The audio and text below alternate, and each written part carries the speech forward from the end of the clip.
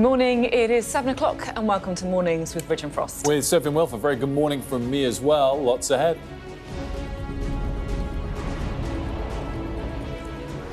US Vice President J.D. Vance accuses Iran of economic terrorism by blocking the naval passage through the Strait of Hormuz.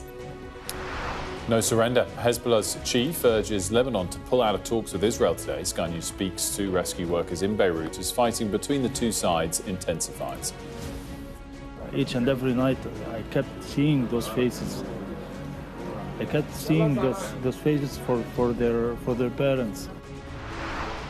Donald Trump backtracks after sharing an AI picture portraying him as Jesus, but doubles down on his criticism of the Pope over the Iran war. Also today, after a devastating report into how the attack in Southport could have been stopped, we'll be talking to the lawyer representing the families of the 3 little girls who died. And on the road with reform, Sky News sits down with Nigel Farage ahead of the local elections.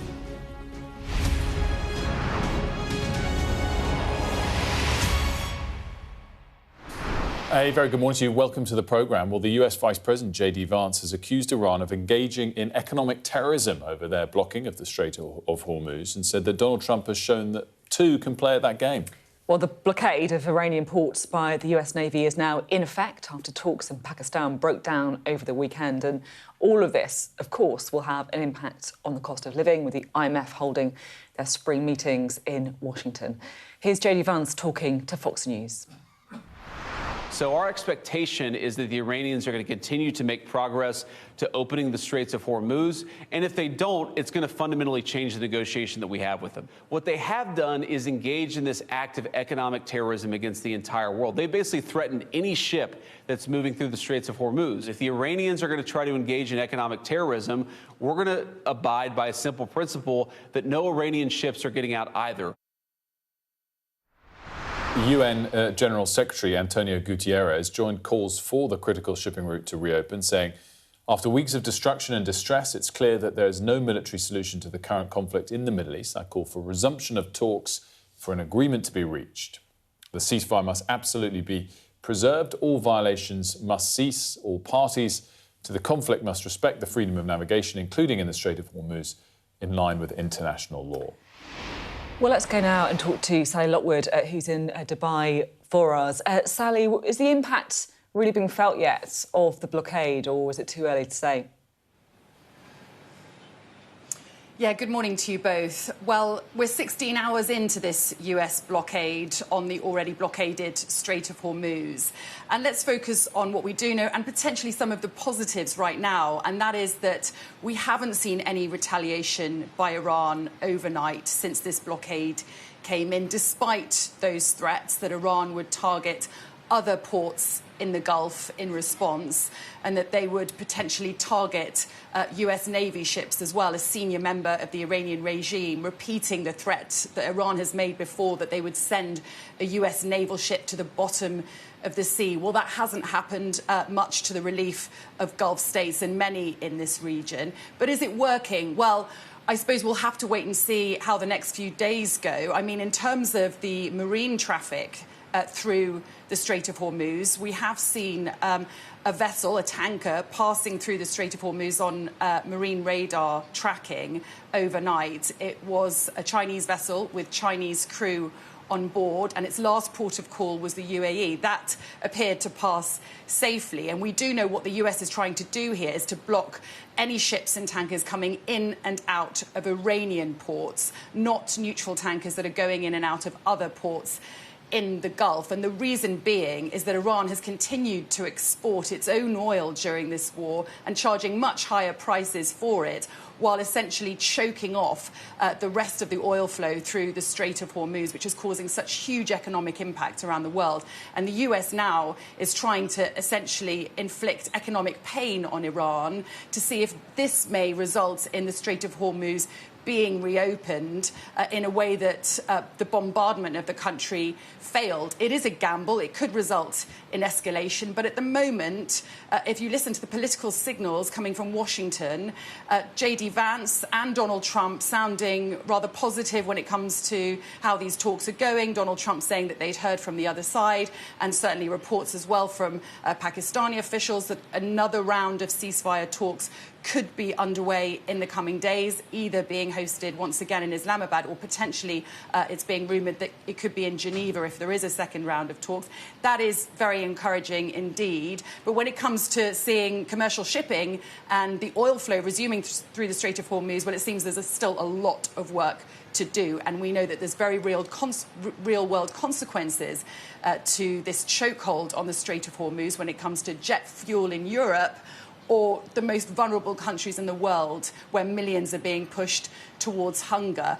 And it's interesting when you hear J.D. Vance say that a lot of progress was made in Islamabad in that first round of ceasefire talks, because, you know, those other issues, when it comes to uranium enrichment, for instance, those issues that are being discussed, that they're talking about very publicly, I mean, they sort of appear immaterial at the moment, while the Strait of Hormuz is such a problem and such a sticking point.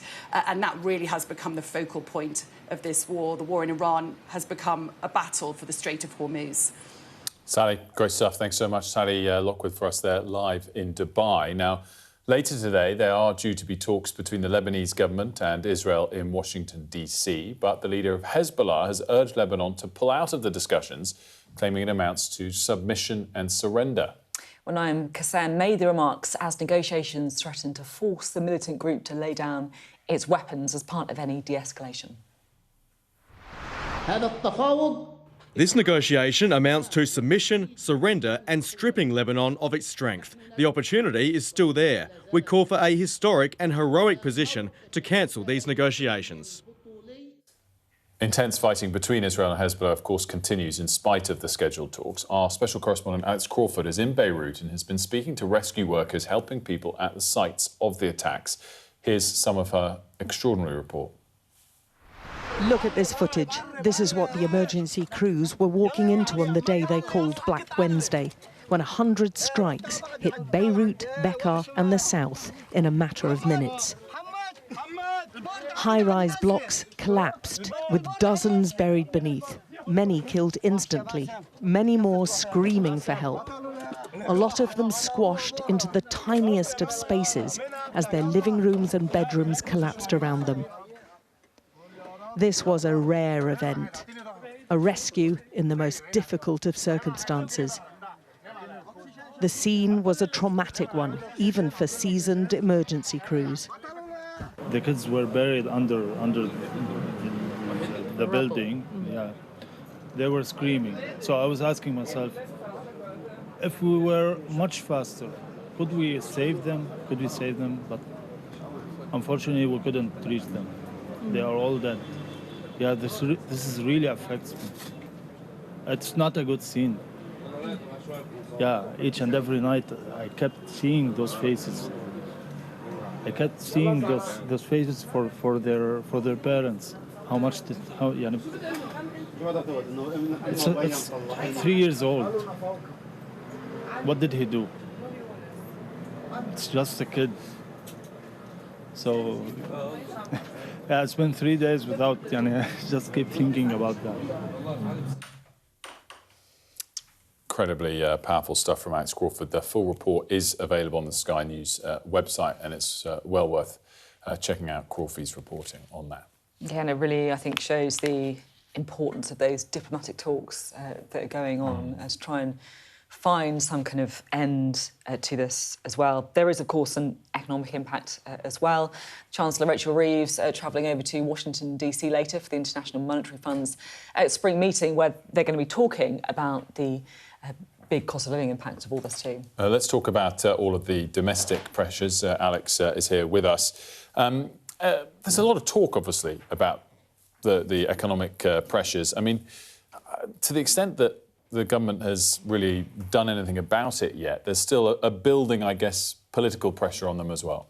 Yeah, I mean, there hasn't been much widespread support. We had that £53 million fund for those using heating oil. But the Chancellor, I think, even in some of the remarks that we're getting before she speaks at the MIMF, she seems to be warning against doing that. She was saying that she's going to tell financial leaders they should prioritise stability and not repeat mistakes of the past with knee-jerk decisions that are unaffordable and deepen economic pain. That does sound like a rebuke of the Tories' energy package in 2022 following the Ukraine invasion. So it does seem like she's laying the groundwork for, yes, we should have some interventions, but maybe not as widespread as we've seen in the past. And maybe people shouldn't be getting used to the state kind of bailing them out all the time.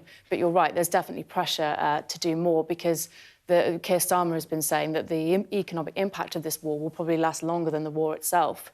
And there was warnings from the Resolution Foundation that the average British household is going to be £480 worse off just this current financial year. Yeah, this goes back to all the stuff that you've been looking into about how the UK is kind of, not uniquely, but particularly at risk because of some of these factors, right? Yeah, for sure. I mean, obviously, to state the obvious, net energy importer, but also with perilous finances, we're overreacting to any kind of moves and any changes. But I think these pledges that she's trying to make are an attempt to minimise the overreaction of British bonds to any talk, because one of the reasons our bond market reacts more is the expectation by market participants that there'll always be a government bailout, that there'll always be a government to sort of step in. And the one difference that you say in this is that it's not confirmed the size of the impact yet, so don't overpromise before you need to. And it does feel like that's the approach that the government's been adopting, a kind of wait and see. And that's why I think they've been focusing so much on reopening the Strait of Hormuz. They think that just stopping this war is probably going to be the best way that they can help people back here. Yeah, there's a cost of living pressure. There's also, of course, the pressure on defence. And later on in the programme, Sky Security and Defence analyst Professor Michael Clark is going to join us too to discuss the blockade and also, of course, about the UK military capability as well. The other point just to bring up, the other person in Washington is David Lammy. Well, yes, seeing J.D. Vance, which is really interesting. The Foreign Secretary, no, not the Foreign Secretary, the Justice Secretary. I mean, there's an element of this where he still thinks he's Foreign Secretary. I'd say that, in tongue-in-cheek, he's clearly been sent because he's got this personal relationship. But I guess it therefore raises the question as to, was the reshuffle all perfectly executed? Because there's quite a lot on the Justice in tray at the moment as well. Well, I think they have to leverage that relationship because the special relationship is so fractured. I mean, we're seeing Keir Starmer talk more critically of Donald Trump, saying that his tweet against ending civilization in Iran was wrong. It feels like as the Prime Minister's going further and getting more angry with Donald Trump, they need to use the relationships that do seem to be quite warm still. You talked there about the in-tray for justice. And thank you, Alex, by the way. We talked there about the in-tray for justice, and a report into Manchester prison really lays it bare. Organised criminal gangs still operating, they say, with impunity. A new inspection revealing that drones are still transporting drugs and also weapons directly into the hands of inmates. Let's bring in our correspondent, Oliver, to talk about this. What have they found? So they found that these drones are going in by these sophisticated gangs with ever-increasing with ever-increasing times. There has been a team brought in to try to root this out, have made some arrests, but still the progress is not where it should be, because 18 months ago, HMP Manchester was put into special measures, also known as strange ways. It's still not where it needs to be. There is rampant levels of violence, some of the highest rates of serious assault in the country. Drug use is about 40% of inmates testing positive for drugs. Filthy conditions, rat-infested squalor. It's just not where it needs to be. I did some filming in a very good prison recently, and the drug use really shocked me, I'll be honest. It is everywhere, and I think even for well-run jails, it is very hard to get a handle on. The governor was telling me how it's not actually even so much as drones flying it in, but prisons will make it themselves, like from whatever chemicals they can access in prison. They have corridors where they give people special benefits like table football or more TV time, but the majority of people don't want to use them because it means enhanced drug testing, right? So that just, I think, gives you a glimpse into the the scale of drug abuse in UK prisons. And it's not just the problem of the drugs getting in, you would know, which Sky News has really highlighted. Both our colleague Molly Malone has won awards for her coverage of it. It's also to do with the rehabilitation of those prisoners, because if you've got prisoners who are high, they're taking drugs, the rehabilitation makes it far less likely. And then you've got the problem of reoffending, then it's an open door, a revolving door of going back into prison. The problem gets much worse. Yeah. It is a huge problem, and that's something that the Inspectorate of Prisons has said, that it's not just at prisons like Manchester, it's across the country where this huge rise in the number of drugs that's going into these prisons, both via drones, but also the very sort of primitive way of throwing them over the prison walls, is causing huge problems right across the prison state. Oliver, great stuff. Thank you. Now, the Duke and Duchess of Sussex have touched down in Australia, their first visit there since 2018. Well, Harry and Meghan's privately funded tour kicked off today with a visit to Melbourne's Royal Children's Hospital, which Harry's parents, Princess Diana and the then Prince Charles, visited back in 1985. Let's bring in Nicole Johnson, who's in Sydney for us this morning. Nicole, how's this this entire trip being welcomed? Well, it's being welcomed, but I would say younger people aren't that interested in it, really. I think older people probably are. They still have that sort of relationship with the royals, but most people here are honestly just getting on with life. It actually had a lot more attention in some respects before they arrived, and that's about the whole commercial aspect of it, because even though the couple are visiting charities, the hospital, a women's shelter, a lot of charities to do with war veterans, of course, there is a commercial aspect, and that is the Prince Harry. He's giving a speech. It's a ticketed event, so money's involved. And at the end of their 3 or 4 days here in Sydney and Melbourne and Canberra, there's a big event happening at Coogee Beach. And Meghan Markle is putting it on. It's, excuse the dogs behind me there, it is a wellness retreat and it costs up to £1,500 to go. And in a country like the rest of the world where there is a cost of living crisis, people are really sort of going, well, what is that all about? But obviously, the couple are no longer working royals. They need to pay their own way. They need to make some money. And so at the end of all of this charity work, that appears to be exactly what they're trying to do. Nicole, whilst we have you, we wanted to get a quick question on a survey we were talking about yesterday relating to the smartphone ban that seemed to suggest, it was carried out in part by the Molly Rose Foundation over here, of people in the US, it seemed to suggest 60% of young people were getting around the smartphone ban still in Australia. Give us your latest take on how that is going. I knew you'd ask that question because I know it's one of your favourite topics, Wilf.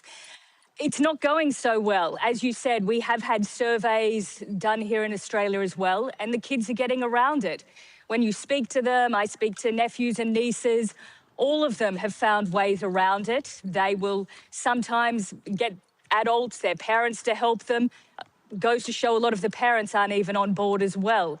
So even though the government made this international case for being the first country in the world to ban social media for children under the age of 16, it seems that the older kids, the 13, 14, 15-year-olds, they're getting around it and it's not really working. But I think most people expected that to happen. So it hasn't had that huge level of disappointment that you might expect. It's the 8 and 9-year-olds that most people are focused on now.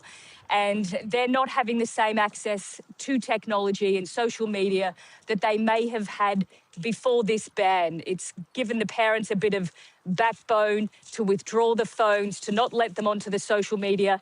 And that, I think, is what the government was trying to do, to have a cultural change, a cultural shift here in Australia so that future generations wouldn't be so stuck in the middle of all their apps all the time. It's really interesting to hear that, actually. In a way, it's the younger kids and giving parents strength to not give them the social media or the access to phones in the first place. Thanks, Nicole. And we knew you'd be able to bounce onto a new topic, by the way. That's why we love talking to you so much. By the way, the very politely but clearly line about how much the tour's being welcome. Most people are just getting on with their lives. Yeah, a phrase that says an awful lot. Exactly. Now, we're going to talk about a crime story next. It's to do with one of the biggest names in artificial intelligence, because a man's been charged with attempted murder after allegedly throwing a Molotov cocktail at the home of the OpenAI CEO, Sam Altman. San Francisco District Attorney alleges Daniel Moreno Gama tried to kill both Sam Altman and his security guard at the CEO's home on the 10th of April. Authorities say the 20-year-old then moved to OpenAI HQ and attempted to damage a set of glass doors. He's expected to appear in court later today. Obviously, OpenAI, the owners of ChatGPT, the service that many of you will be familiar with. Well, the government have got a new story out today, trying to, I guess, kind of wrestle back control of the domestic agenda when it comes to the NHS and health. And the idea is that all of us can get scans and all that kind of thing, checks much closer to home without having to travel too far to a hospital. We can talk now to the Health Minister, Karen Smith, who is here with us today. So what is the idea of these new checks closer to home? So part of our 10-year plan is to make the NHS more convenient and closer to home to patients. So we build services around the patient and not expect patients to bounce around the health service, or sometimes not knowing what they're actually going in for at different times. We're bringing these community diagnostic centres closer to home. Some of them are in high streets, some of them are on outskirts of towns, on trading estates or new estates, for example, making best use of facilities. Very good for patients, more convenient, often parking. Scheduled appointments, so you know when you're going to get seen. People are in and out. I've been to several of these now. You know when you're going to be in and out really quickly. So you'll still have to go via your GP, is that right? You book it via your GP, but you get referred to a centre that's closer to home for things like MRIs, CT. Some of these new ones have got things like new audiology suites.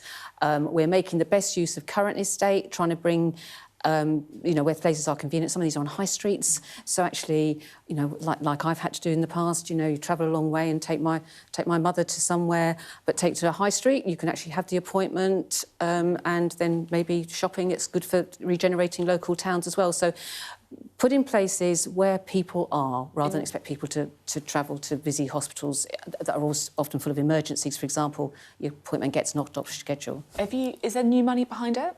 Yes, some of that is so £237 million allocated to these specific expansions, some new ones and some expansions as part of the money that the Chancellor committed last year in the budget. That decision by the Chancellor was criticised very heavily about increased investment into the NHS. But this is the sorts of things, we're not just talking about doing this, these are actually happening and they're opening, people are using them. They're not used as much as they should be at the moment. We want to have people using them more. So we're really pleased to highlight these new ones to say, these are here in your communities across the country, start using them. I'm interested to hear the new money behind it. They're kind of just under sort of 300 million, because the estimate is that the latest resident doctor strike alone cost the NHS £300 million, a total cost of £3 billion across 3 years. I mean, that would build an awful lot of diagnostic centres, wouldn't it, if that got resolved? Yeah, the doctor strikes are really regrettable, and yes, they do cost the service money. Regrettable? Yes, I mean, that's the kind of thing that people say, it's regrettable that, the bus was late or whatever. No, it's more than regrettable, because they are damaging that improvement. Yes, so you're right. Any money not spent on improving those services has to be found from somewhere else. But we are committed to keeping some of these programmes on track. So things like these what's called the capital, the money for buildings, equipment, technology. It's more than regrettable, isn't it? £3 billion for the NHS. That's disappointing. We've used a lot of words around the doctor strike over recent times. We're really disappointed. It is regrettable that that money is diverted. Whatever hyperbole word you want to use, it's not good. And we want them back at the table, and we want them back to work, because we want to work with them to help us rebuild the health service. And things like this are part of these tangible improvements that people are starting to see about, people are paying their taxes, a high rate of taxes for the service. We are improving satisfaction. We are getting A&E times better. We are dropping those waiting lists. We are making those improvements. Just to bring you back to the doctor strike, because it feels like things are getting almost more entrenched, right? You know, Jack Fletcher, the resident doctors leader, giving an interview saying the government killed the chance to end the strikes when they suddenly reduced the amount of money that they were offering, saying that they were playing games. What would you say in response to that? Are you playing games? No. What's your message to the resident doctors? It is. We had very fruitful discussions, which they seem to have also said that they were good discussions. A lot of time and investment of time in good faith around those discussions. The goalposts were not changed, and Wes Streeton, if anybody watching, has put out a very long letter detailing those negotiations. That is why Wes Streeton has said we really need to meet with the whole committee now, because in good faith we thought that we had an agreement that wasn't then agreed to by their wider committee. So, you know, Wes has offered to meet the wider committee ever since coming into office. The wider committee does not seem to want to agree to what their negotiators have said. So that's why he would like to meet with the wider committee. The police are banned from striking. I mean, could we see the same with resident doctors? I mean, that is not what we want to do. We want to work with them. Can you rule it out? Well, we don't want that to happen. We want to work with them. Well, in a world that is always a possibility, that is not what we want to do, very firmly. So I'm very firmly saying we don't want to do that. We want to work with them. We want to rebuild the service. We've already changed the law to have prioritisation improving. We're seeing that happening. I've had tales of actually resident doctors now getting training places. We're seeing that improvement. We've offered to support them with exam fees. We've got this 10-point plan for each trust to improve service, because we agree with them that the conditions for some of these resident doctors have been appalling. All of those things are actually happening. We're seeing that happen. So we want to work with them to continue that progress. Just finally, Donald Trump's got into a bit of a war of words with the Pope after he criticised the war in Iran. He said the Pope is weak. And then he had to delete this AI-generated image of himself after some of his Christian base said it was a blasphemous image. So Donald Trump's response to this was to say, it's supposed to be me as a doctor making people better. And I do make people better. I make a lot of people better. What do you reckon? Do you think it looks like Jesus, or do you think it looks like a doctor? Well, I am not religious myself, although I brought up in a very strongly Catholic Irish community here in London, and I know that, you know, that those sort of images and with the light and so on very much look like many of the images that I grew up with. Yeah, that makes sense. You work in, you obviously have... And I've seen lots of doctors. Seen many doctors like that? I've not seen a doctor's picture like that, no. OK, Karen Smith, thank you very much indeed. Karen Smith speaking to us there. Coming up, we are going to be going out and about with Reform UK on the campaign trail. Political editor Beth Rigby will be spending time with party leaders from all sides in the coming weeks.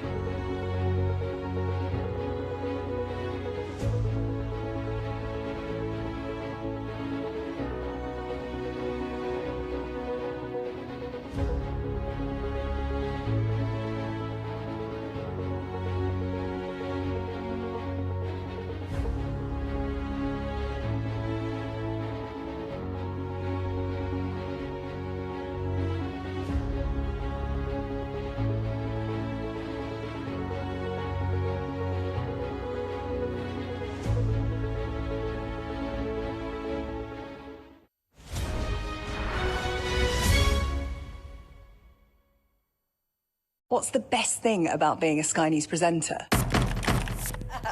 Perfect. Let's bring you some breaking news. Being a Sky News presenter. I began by asking... Thank you so much. ...trusting us to tell her story. The battle for number 10. Sky News has been given exclusive access. Let me give you a sneak peek. It was the day those present would never forget. Why did you decide to open up and tell your story? The best thing about being a Sky News journalist... My darling. Beth Rigby, Sky News. ...is being a Sky News journalist. You said to people, I'm not coming back for more, but you have come back for more. Well, let's kick off and make a statement. What can our Prime Minister say to you to not impose tariffs? He's coming out! What more do you need? Welcome back to the programme. Well, we're just 3 weeks away from the local elections, which means campaigning is in full swing. It'll be an important moment for the Prime Minister, but also for Reform and Nigel Farage. So Reform are hoping to become the official opposition in Scotland, where our political editor Beth Rigby sat down with Nigel Farage. It's one of a series of reports with senior representatives of all parties. Walking into massive May elections.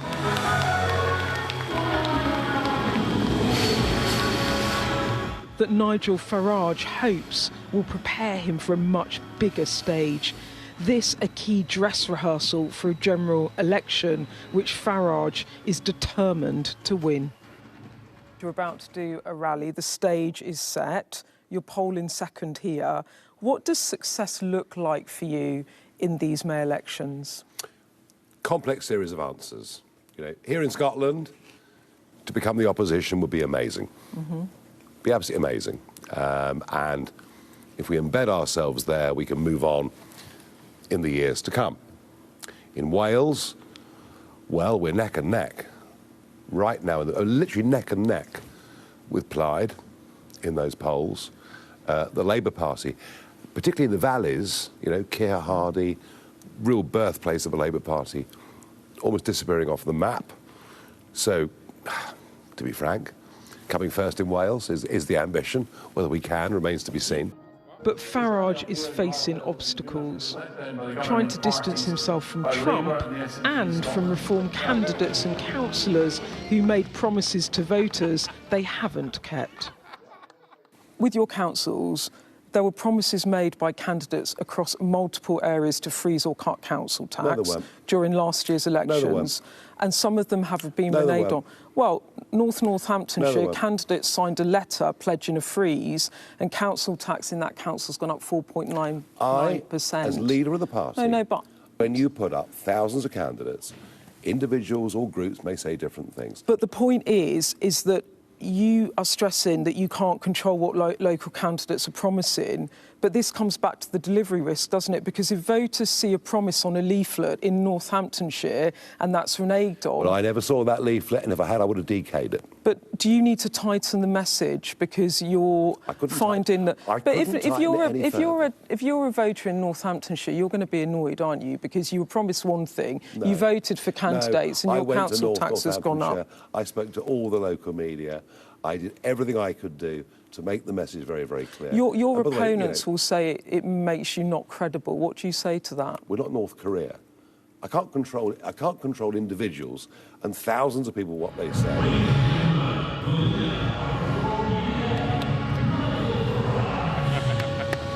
For now, Reform are running a handful of councils across England, but that could all be about to change should Farage succeed in May and become a real party of government.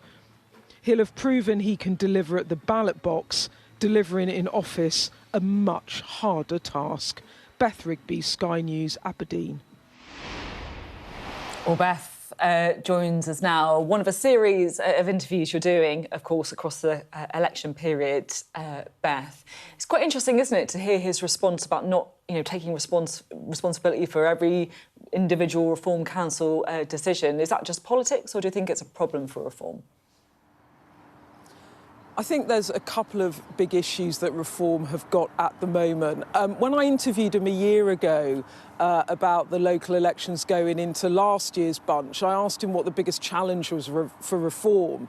And he said it was winning and then not delivering. And I think one of the big problems for Reform, the challenges, is as they scale up, as they take councils, as they potentially, as he said, take the leadership in the Senedd, in Wales. It looks like Plaid might win that one, but Farage there saying that that's the ambition as they become the official opposition in Scotland. But more importantly, as they take potentially more councils across England, can they deliver for voters? Because the whole rift of Reform is that politics is broken and they're the party that are going to come in and do things differently, and that is the challenge for Nigel Farage. And every time he's asked about these council tax rises and the promises voters were made in some parts, not all parts of Reform leading councils, but some parts of the country, those promises have been reneged on. He gets very irritated. He did point out in the interview that overall in councils led by Reform,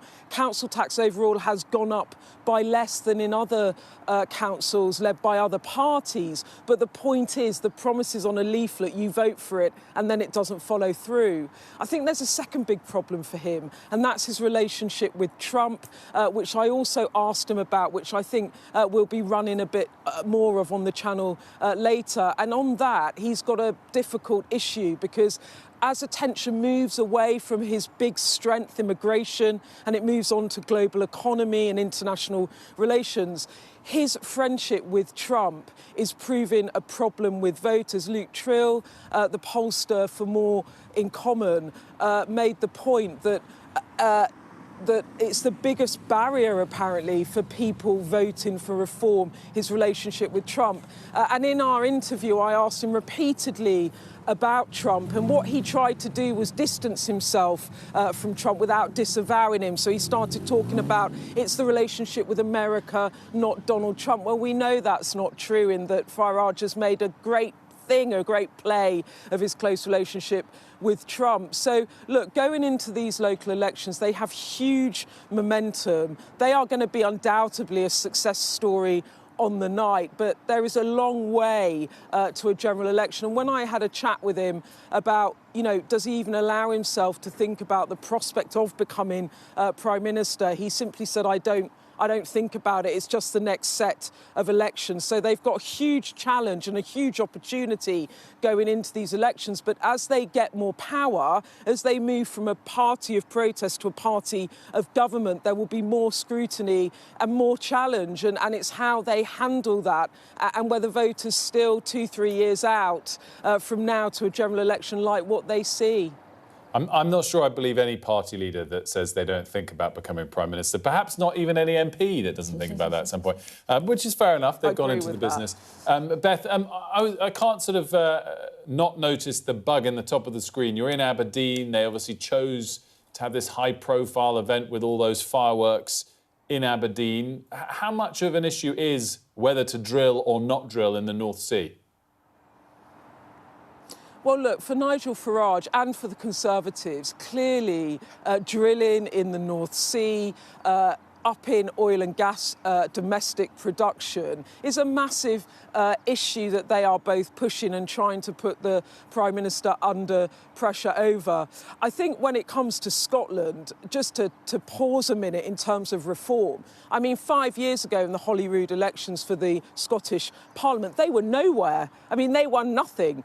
And now that MRP poll exclusively for Sky News, it revealed that they could be heading for 20 seats and they could become the official opposition here. Now, that will just be devastating for the Labour Party, which 18 months ago, Anas Sarwar, the Scottish Labour leader, thought he was going to become the First Minister, thought that after nearly 2 decades in power, they would manage to kick the SNP out of Boot House and they would become, or Labour would become, the governing party here. That now seems like a pipe dream, with actually Reform battling it out with the SNP. So for Reform to go from a standing start to become the official opposition in Scotland would just be quite astonishing, really. And it shows, really, the difficulties the Labour Party are in going into these elections. Beth, great stuff. Thanks so much. And you can catch more of Beth's interview on the Sky News website if you haven't done so already. Beth in Aberdeen for us there. Well, Donald Trump's blockade of Iranian ports has begun with Iran warning that threatening the Strait of Hormuz will have widespread consequences for the world. Let's discuss this and the impact on global energy prices. Bill Farron-Price joins us, Senior Research Fellow at the Oxford Institute for Energy Studies. A very good morning to you. Thanks for joining us. Good morning. Good to be here. How much supply has been cut off over the last 6 weeks coming out of the Strait of Hormuz? Give it to us in a sort of perspective of what it means for global supplies of energy, and then maybe we'll focus in on the most recent week and how things have changed. Sure. So it's a really significant supply shock, probably the biggest one that we've ever seen for oil and gas, natural gas. It's about 20% of both have been taken out of the market, but it's not just crude oil and natural gas, it's also refined products like jet fuel, diesel, LPGs, which are very, very important in the Indian market, for example. So it's having a really outsized impact on energy supply chains, particularly in Asia, but also in Europe and even in the States, as we've seen with the gasoline price going up. And in the last week, when we've had ceasefire talks, then we've had this sort of blockade back and forth, has it made much difference, or in general, there or thereabouts, that 20% of global supply is still cut off? No, I mean, there's still some Iranian oil coming out, but I think that that's going to be stopped by the blockade now. But it hasn't really made any difference. What has happened is that the oil price has fallen below $100 on hopes that we'll see some sort of progress towards a negotiated solution to the whole problem.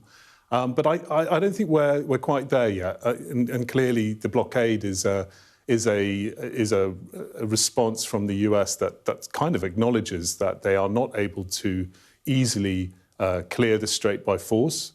So I think this is going to have to go to further stages of negotiation. But I've got to say, I'm mildly optimistic that I think that process is now underway. Either way, will we see significant impact on certain economies around the world from just the 6 weeks, or if it goes on for a few more weeks that have already been impacting supply? I think if it's resolved by the end of April, I think that there's a chance that things will take some months to get back to normal, but there's a chance that we'll see energy prices fall quite dramatically and a resumption to something like normality, although there will have been those inflationary impacts on global economies and disruption to supply chains. I think the danger is if it goes on and it drags on through the summer, then we're looking at a much more negative impact on global growth and the sort of measures that will force governments into emergency responses. And of course, also will have a long-term impact on how much economies want to use natural gas and oil. They will probably push harder into decarbonised options and renewables and so on. As we stand here in the UK, are we facing actual shortages anytime soon, if anything? Or again, is this something only if it gets into the summer that's a problem? When we had the price problems in 2022 during the Ukraine crisis, we didn't. What happened was we outbid other buyers in the rest of the world, and we paid premium prices for energy. And I would expect that to happen again. But even so, it's such a loss of supply, particularly in certain areas like jet fuel, that we may see some sort of consolidation by airlines in the sort of routes that they want to run. And that will be seen not just in air, but also probably on land as well. We were just talking to Beth, about this debate about whether we should be tapping more in the North Sea or not. What's your take on that? I think that there's an argument from a jobs perspective. I think there's an argument at the margin for increasing domestic production of oil and gas. I don't think it will make any difference to prices, however. If we have a broad worldwide price crisis like we do at the moment, then that's going to affect our prices regardless. So it doesn't really make too much difference in terms of resolving the immediate problem. Longer term, we are going to need oil and gas in our global energy mix for decades to come at some level. So it makes sense to make the most of of the resources that we have rather than necessarily rely on imports. Bill Farren-Price, thanks for joining us. Very much appreciated, the head of gas research at the Oxford Institute for Energy Studies. Right, let's have a look now, shall we, at the weather. Dinner under the stars tonight? That reminds me of our travel insurance. You mean all clear? So the next few days are going to bring some pretty widespread showers and general rain, I'm afraid. But the upside is it is going to feel a bit warmer as well. Northern and eastern Britain look mainly dry and sunny this morning after a pretty frosty start to Ireland. Northern Ireland, Wales and southwestern England will be largely overcast and quite windy. There'll be a bit of light rain around as well. And then the cloudy, occasionally wet conditions will then extend to more of western and central Britain by midday, and it will stay pretty cool for many. Ireland, Wales and southwestern England will see rain popping up again later, and much of northern and eastern Britain will cloud over. There again will be a bit of light rain. It sounds like a broken record in places too. But the far north and the southeast look pretty sunny into the evening. All Clear Travel Insurance proudly sponsors Sky News Weather. We're going to take a quick break here. When we come back, President Trump taking the aim at the Pope over his anti-war stance. We'll hear reaction from an American religious voice.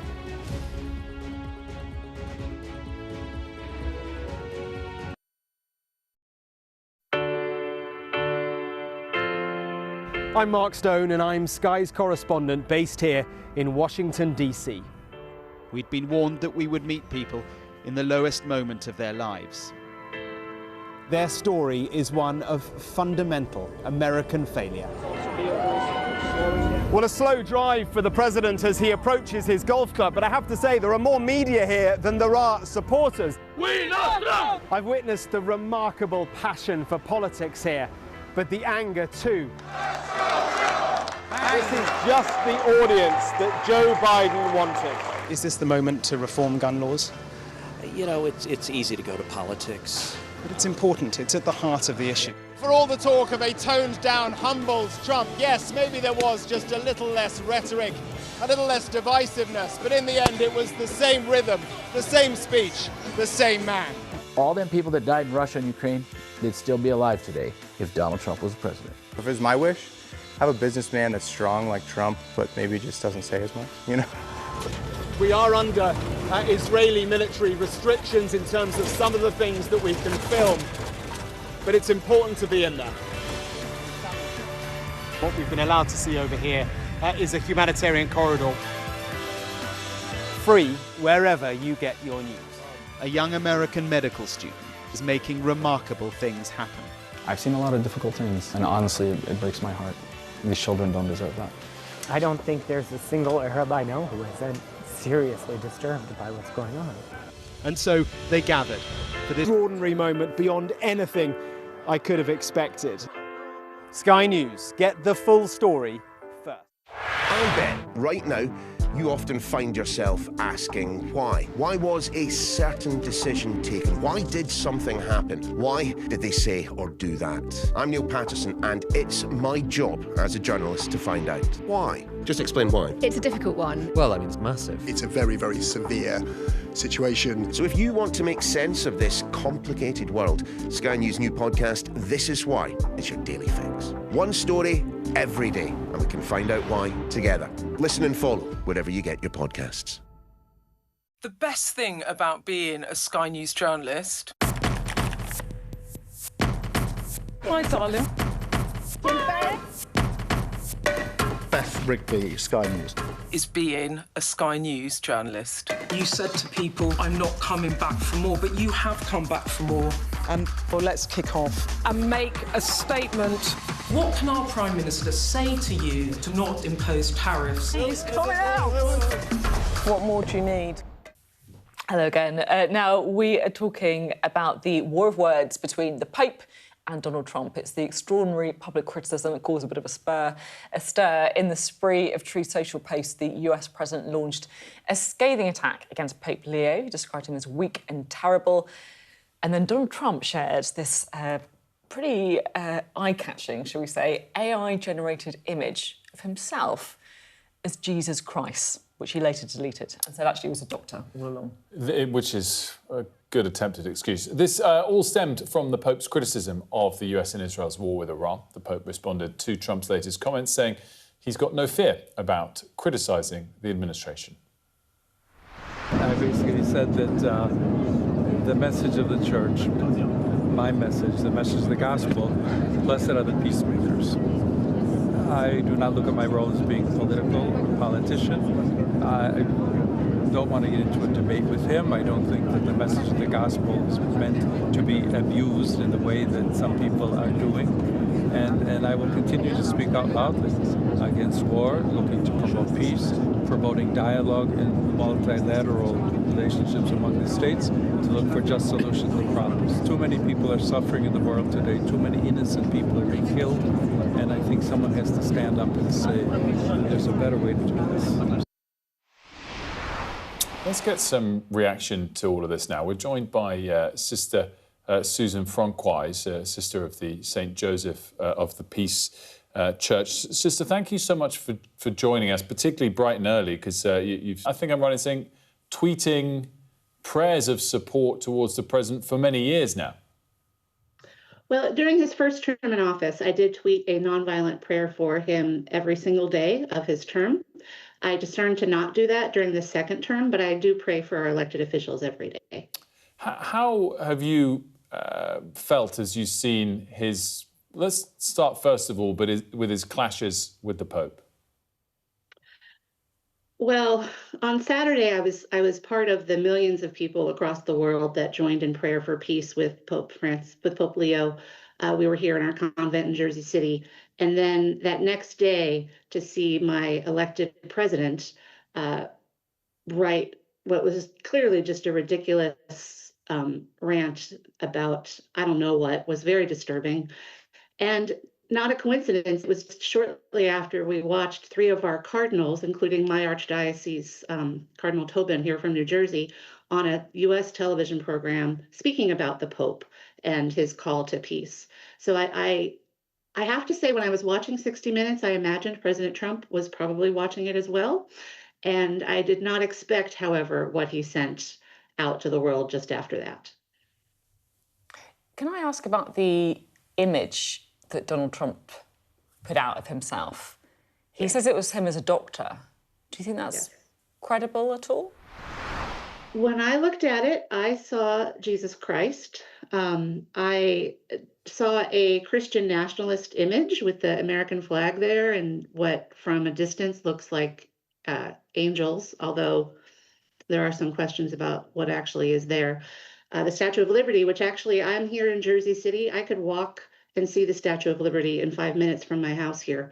So to see that was very, very disturbing. And I think the outrage that it has unleashed is heartening, at least, that we've not become so far distanced from respect. And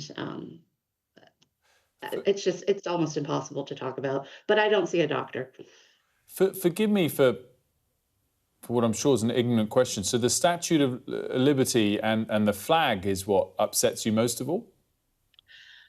The whole image upsets me. So I don't think it's a good idea for anyone to claim that they're Jesus Christ. We're called, if we're Christians, to follow Christ, to be servant leaders, to advocate for those who are poor and marginalized. That's what the gospel tells us, to work for peace. What disturbs me most about this image is that it places, in addition to that, it places all of what's happening in the context of, we have a separation of church and state in this country, that God is on the side of one country is kind of the message that's coming across from that. And God is the God of the entire universe. Our astronauts from the US were just in space, sent beautiful pictures back of Earth. I see no boundaries when I look with the eyes of God back on Earth. And so to see an image like that, yes, the questions about whether it's blasphemous, placing yourself as Jesus, that is an issue. But I think an issue of what's happening right now is elected officials and those in my country are using God to promote an agenda. And the only agenda that God wants is peace and love and human dignity. Look, the image itself is really something else. I think most people would agree on that. it's our job, obviously, to put the other side and to challenge guests too. So I guess my question, with that in mind, would be, the Pope is obviously a religious leader, but the Catholic Church also has huge political importance as well. So is it fair, with that in mind, for elected officials to be able to criticise, the leader of religious institutions as well? Well, also a pillar of my country's constitution is free speech, so I think the president has the right to say whatever he wants to say. But to criticize a pope, J.D. Vance, I saw yesterday, was saying that the pope should stay on the side of morality and stay out of politics. What else is morality than the indiscriminate killing of millions of people in wars? If we have a nuclear war, in my lifetime, I never thought that would happen, but it could very possibly. Last Tuesday, we didn't know if we were going to cause genocide against an entire country, an entire people. So those are moral issues. And what else is the pastor of the Catholic Church, which is really what Pope Leo is, what else is he supposed to talk about? Okay. So it's a red herring. It is not politics. It's faith in the world. We're out of time, but thank you so much for being on the programme and staying up for it as well. We know the time difference was a bit brutal for you, so we appreciate it. Thank you so much. Take care. What I find really interesting on this is you sometimes wait in politics to see what the issue is that causes quite a big shift, and this was a big shift. The image, the picture of him. Yeah, I mean, look, he felt he had to back. He's not often someone who backtracks. Yeah. He felt he had to. By the way, J.D. Vance, in his interview, had to try and make light of it in a different way. Regardless of sometimes what that issue is, it caused a big shift. Yeah, and obviously among many people in the US, that feeling that it was this that crossed the line. Mm-hmm. We'll be right back after this short break with all the day's top stories. About being a Sky News journalist. Hi, darling. Beth Rigby, Sky News. Is being a Sky News journalist. You said to people, I'm not coming back for more, but you have come back for more. Well, let's kick off and make a statement. What can our Prime Minister say to you to not impose tariffs? He's coming out! What more do you need?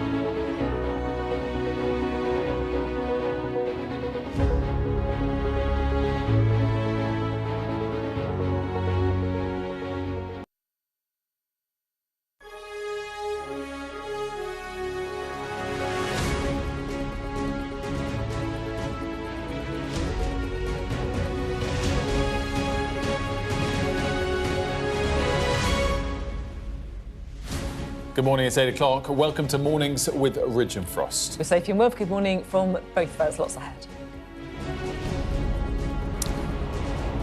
US Vice President J.D. Vance accuses Iran of economic terrorism by blocking the naval passage through the Strait of Hormuz. No surrender. Hezbollah's chief urges Lebanon to pull out of talks with Israel today. Sky News speaks to rescue workers in Beirut as fighting between the two sides intensifies. Each and every night I kept seeing those faces. I kept seeing those faces for their parents. Donald Trump backtracks after sharing an AI picture portraying him as Jesus, but doubles down on his criticism of the Pope over the war in Iran. We'll also be talking about a devastating report into how the attack in Southport could have been stopped, speaking to the lawyer who represented the families of the 3 little girls who died. And the police watchdog investigating 11 Met officers over their handling of a fatal crash at a primary school in Wimbledon.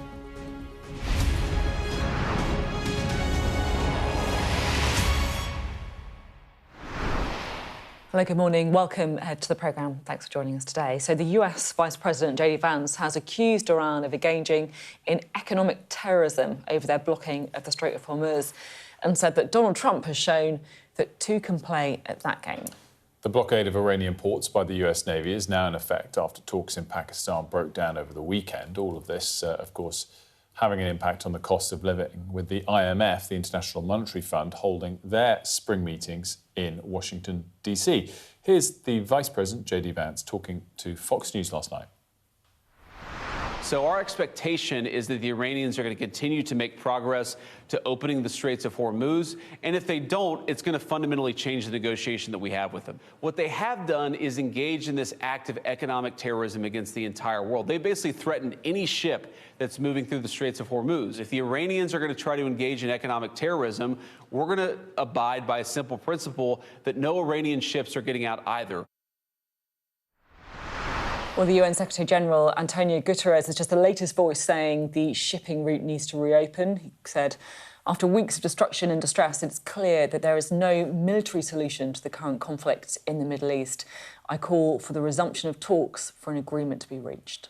Our correspondent Sally Lockwood joins us now. From moving at all, or is there still some slipping through? Good morning to you both, Wilf. Well, it certainly appears to be stopping ships coming in and out of Iranian ports, which is the objective here. We are seeing a very, very small amount of traffic from other flagged ships passing the Strait of Hormuz. For instance, a Chinese tanker with Chinese crew on board managed to pass the strait overnight, according to marine tracking data. The final port that they'd stopped at before exiting the Gulf was the UAE. And the US military has said that they will continue to allow neutral vessels to pass the Strait of Hormuz that are going to other ports in the Gulf. What they're trying to do now is to stop those vessels that have been continuing to export Iranian oil through the course of this war and making the Iranian regime so much money because they've been charging far higher prices for that oil. They're trying to put a stop to that in order to put economic pressure on the Iranian regime to see if they may be able to achieve more through this economic strangulation of Iran and achieve what bombardment of the country didn't manage to. But it is a big gamble. It could result in escalation, and there's no guarantee that it's going to ease this pain that's been inflicted on the world economy. So yes, the US military's blockade is appearing to stop Iranian vessels coming in and out of Iranian ports. But whether it's going to restore confidence in commercial shipping and ease that pain on the global economy will take longer. We're going to have to wait to see how that goes. We know the US military hopes to try and clear the Strait of Hormuz of mines and create some sort of safe passageway for commercial vessels, but so far that hasn't happened. I suppose one encouraging bit of news from this first night of this American blockade is that those threats from Iran and from the US to essentially attack each other if either tried anything on, that hasn't happened. Iran threatened to target other ports in the Gulf. That hasn't happened. And they also made those threats that we've heard before to send US naval ships to the bottom of the sea. Donald Trump also warned Iran's Revolutionary Guard, because they've got these small attack boats that they've been using in the Strait of Hormuz to attack vessels and prevent them from passing. He warned that they would eliminate them if they came close to any US naval vessels. We didn't see any of that overnight, but of course there is a real concern that we could see this result in some sort of escalation.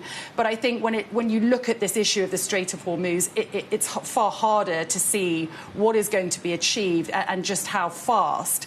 And meanwhile, we're seeing this economic pain inflicted across the world from a jet fuel shortage, which could get quite serious as soon as next month in Europe, according to an oil executive who spoke to me here in the UAE, or to, you know, millions of people in Asia who could be pushed towards hunger. And we are hearing encouraging signs that there could be another round of ceasefire talks, either in Islamabad or Geneva.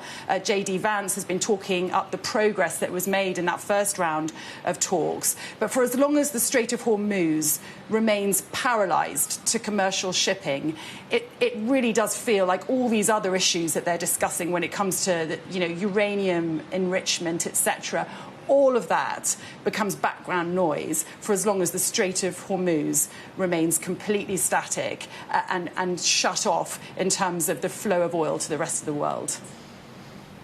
Sally, great stuff. Thanks so much. Well, of course, it does feel like there needs to be a diplomatic solution to the war we're seeing in Iran. All eyes, of course, on those talks between the US and Iran. But there are also today due to be talks between the Lebanese government and Israel in Washington, D.C. The leader of Hezbollah, though, has urged Lebanon to pull out of the discussion. They claim it announced to submission and surrender. Naim Qassem made the remarks as negotiations threatened to force the militant group to lay down its weapons as part of any de-escalation. This negotiation amounts to submission, surrender and stripping Lebanon of its strength. The opportunity is still there. We call for a historic and heroic position to cancel these negotiations. Now, intense fighting between Israel and Hezbollah continues in spite of the scheduled talks. Our special correspondent Alex Crawford is in Beirut and has been speaking to rescue workers helping people at the sites of the attacks. Here's her full report. Emergency workers and paramedics are being killed at an astonishing rate in Lebanon. More than 2 a day have been killed in Israeli attacks in the last 6 weeks. Even so, we found them still working in the most dangerous part of the Lebanese capital right now, the southern suburbs of Beirut.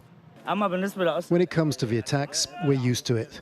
Maybe it's time for the international community and others to have some humanity. Our job is to rescue injured, help the people and remove the dead from under the rubble. That's it. There's a lot of support for Hezbollah here. The group is seen as an armed resistance, and the emergency crews operating here are aligned with the group. Our presence here had to be agreed with Hezbollah officials. Look at the size of this building and how much has been attacked. And this is large areas of the southern suburbs. Underneath, you can still see the boxes of what look like tea and cereal, lots of personal items all around. This is a very densely packed area, and all the time we've been here, there's been an Israeli drone overhead. This used to be a young family's home. The father is a Lebanese army soldier. He wasn't there when the bombs began dropping. His little girl's colouring books are still there, along with her baby walker, her bracelets and hairbands. She was 4 years old and called Lamar, an angel to her family. When they found her body, she'd been decapitated. Her mother was killed with her. Their neighbours are absolutely against any negotiations with Israel. We don't mind having more bloodshed if this will end in our victory. We can't have them killing our babies and then talk to them. The Israeli military justifies its attacks on civilian areas and health workers by saying the militants are hiding in these homes and using ambulances for military purposes. And Hezbollah keeps firing rockets into Israeli civilian areas. Targeting non-combatants is a war crime. For Hezbollah parliamentarians, there are strict conditions before they'll agree to talks. So I'd like to hear from you whether you believe Hezbollah disarmament would be the solution to this. أمام هذه المجازر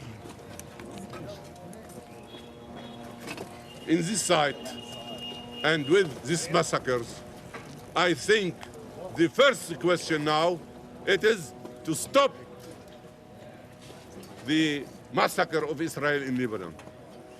The stop of massacre Israel of Lebanon. Not another question now, is the priority. Hassan Badawi is the latest first responder to be killed in a targeted Israeli attack, bringing the number of emergency workers killed to 88 since early March. Hassan worked for the Lebanese Red Cross, part of the best-known humanitarian network in the world. But that wasn't enough to save him. The International Committee for the Red Cross said it was appalled at his killing and the injury of his colleague.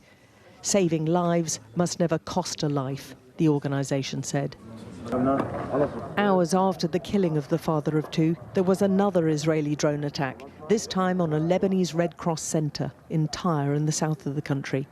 Several ambulances and emergency vehicles were destroyed or badly damaged. Nearly 200 emergency workers over the same period have been wounded in targeted Israeli strikes. Hassan Zenedine is one of them. He was hit and the ambulance damaged as his crew arrived at the site of another Israeli strike. Every time these crews go out, they're racing into danger. Are you thinking this could be the last time I'm going out? Yes. Yes. And what makes you carry on? I tell you before that people want us to come. They want help. I cannot see any people want help and I am sitting. Look at this footage. This is what the emergency crews were walking into on the day in the south in a matter of minutes.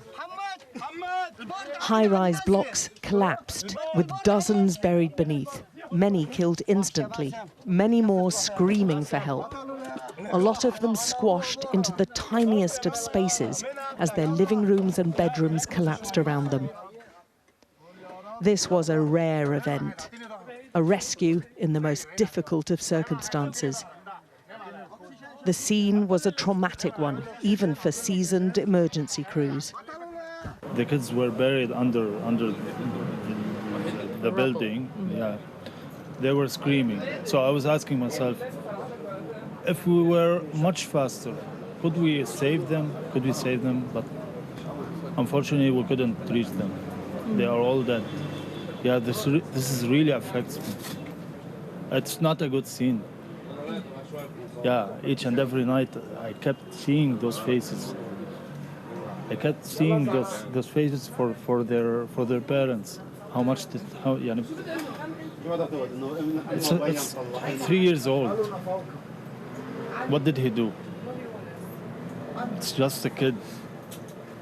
So yeah, it's been 3 days without, I just keep thinking about that. Ali has just found out another of his relatives has died this morning. Here's my cousin. He's 15 years old. He was checking on his house. The minute he arrived at his house, an airstrike just bombed on him.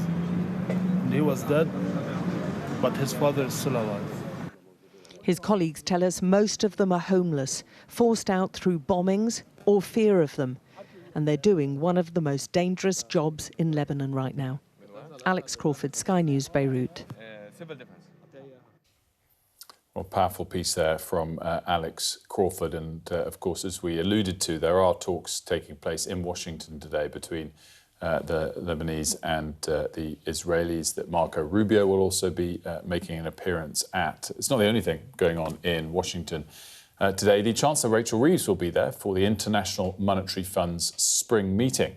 Yeah, of course, all eyes as well on the economic fallouts of the war and the closure of the Strait of Hormuz being felt across the world, but also, of course, here in the UK as well. We can talk now to Alex Rogers about this. And how worried, I mean, look, it's an obvious question in a way, but how worried is the government about the cost of living? Very worried. I think that's been the total focus of the government since the war began, and all about reopening the Strait of Hormuz, because that's the way that they see to end the war being the best way to stop households being so hit by this.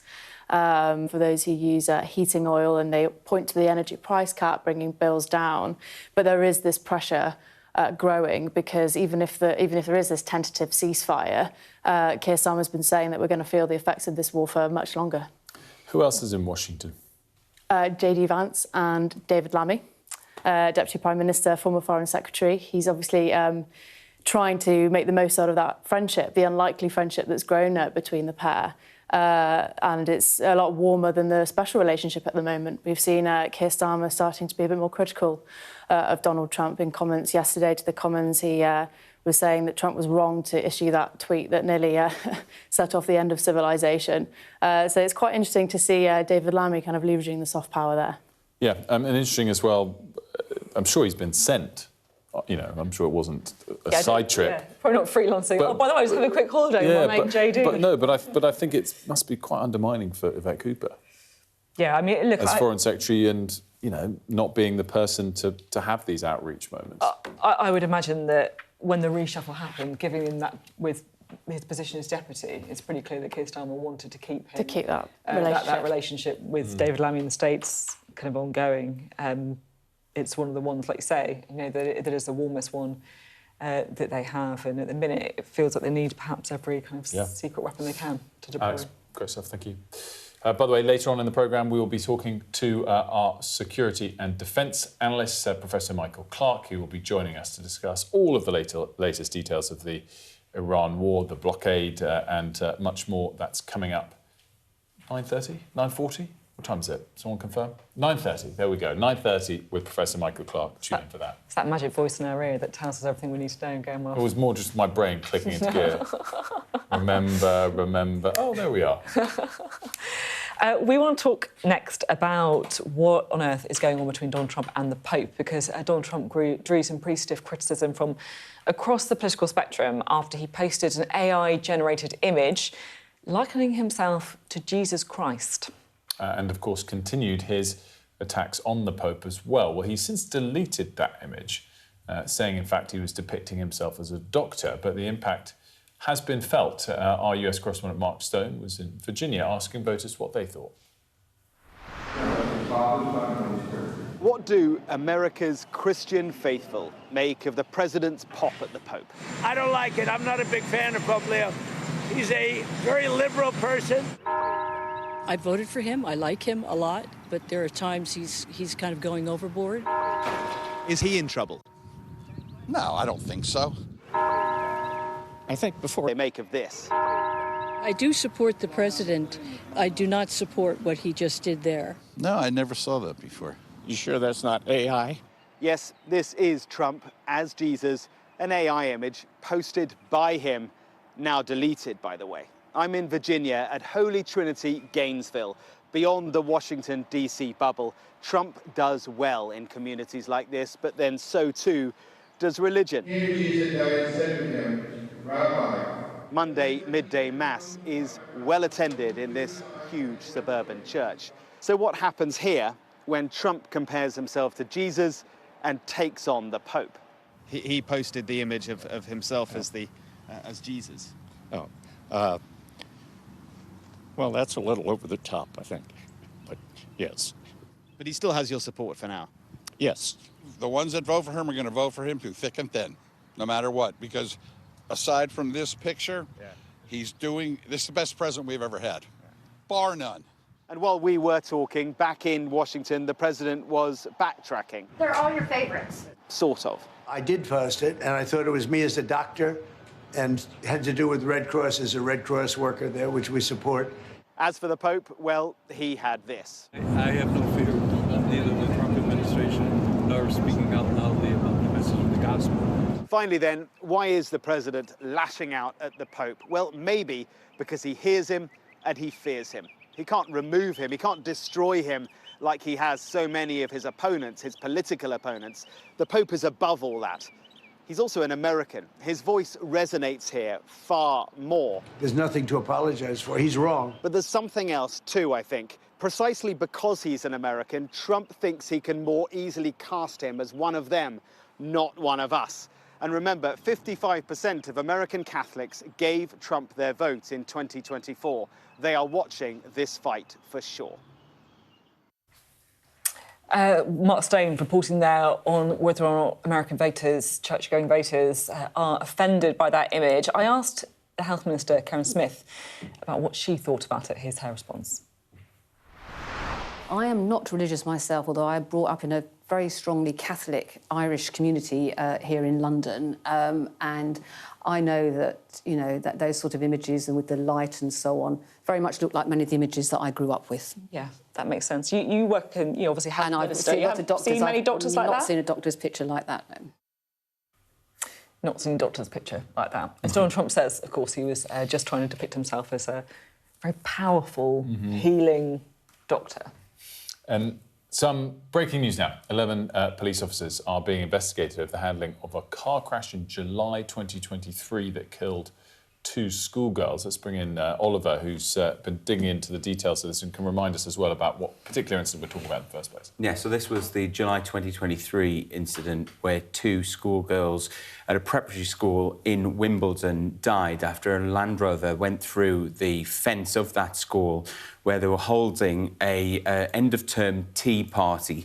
And the families of Nuria Sajjad and Selina Lau have always maintained that they thought that this police investigation had been flawed because what happened in the immediate aftermath of that, the driver of the vehicle was arrested, but the CPS and the Metropolitan Police said that no further charges would be brought because of an undiagnosed epileptic seizure.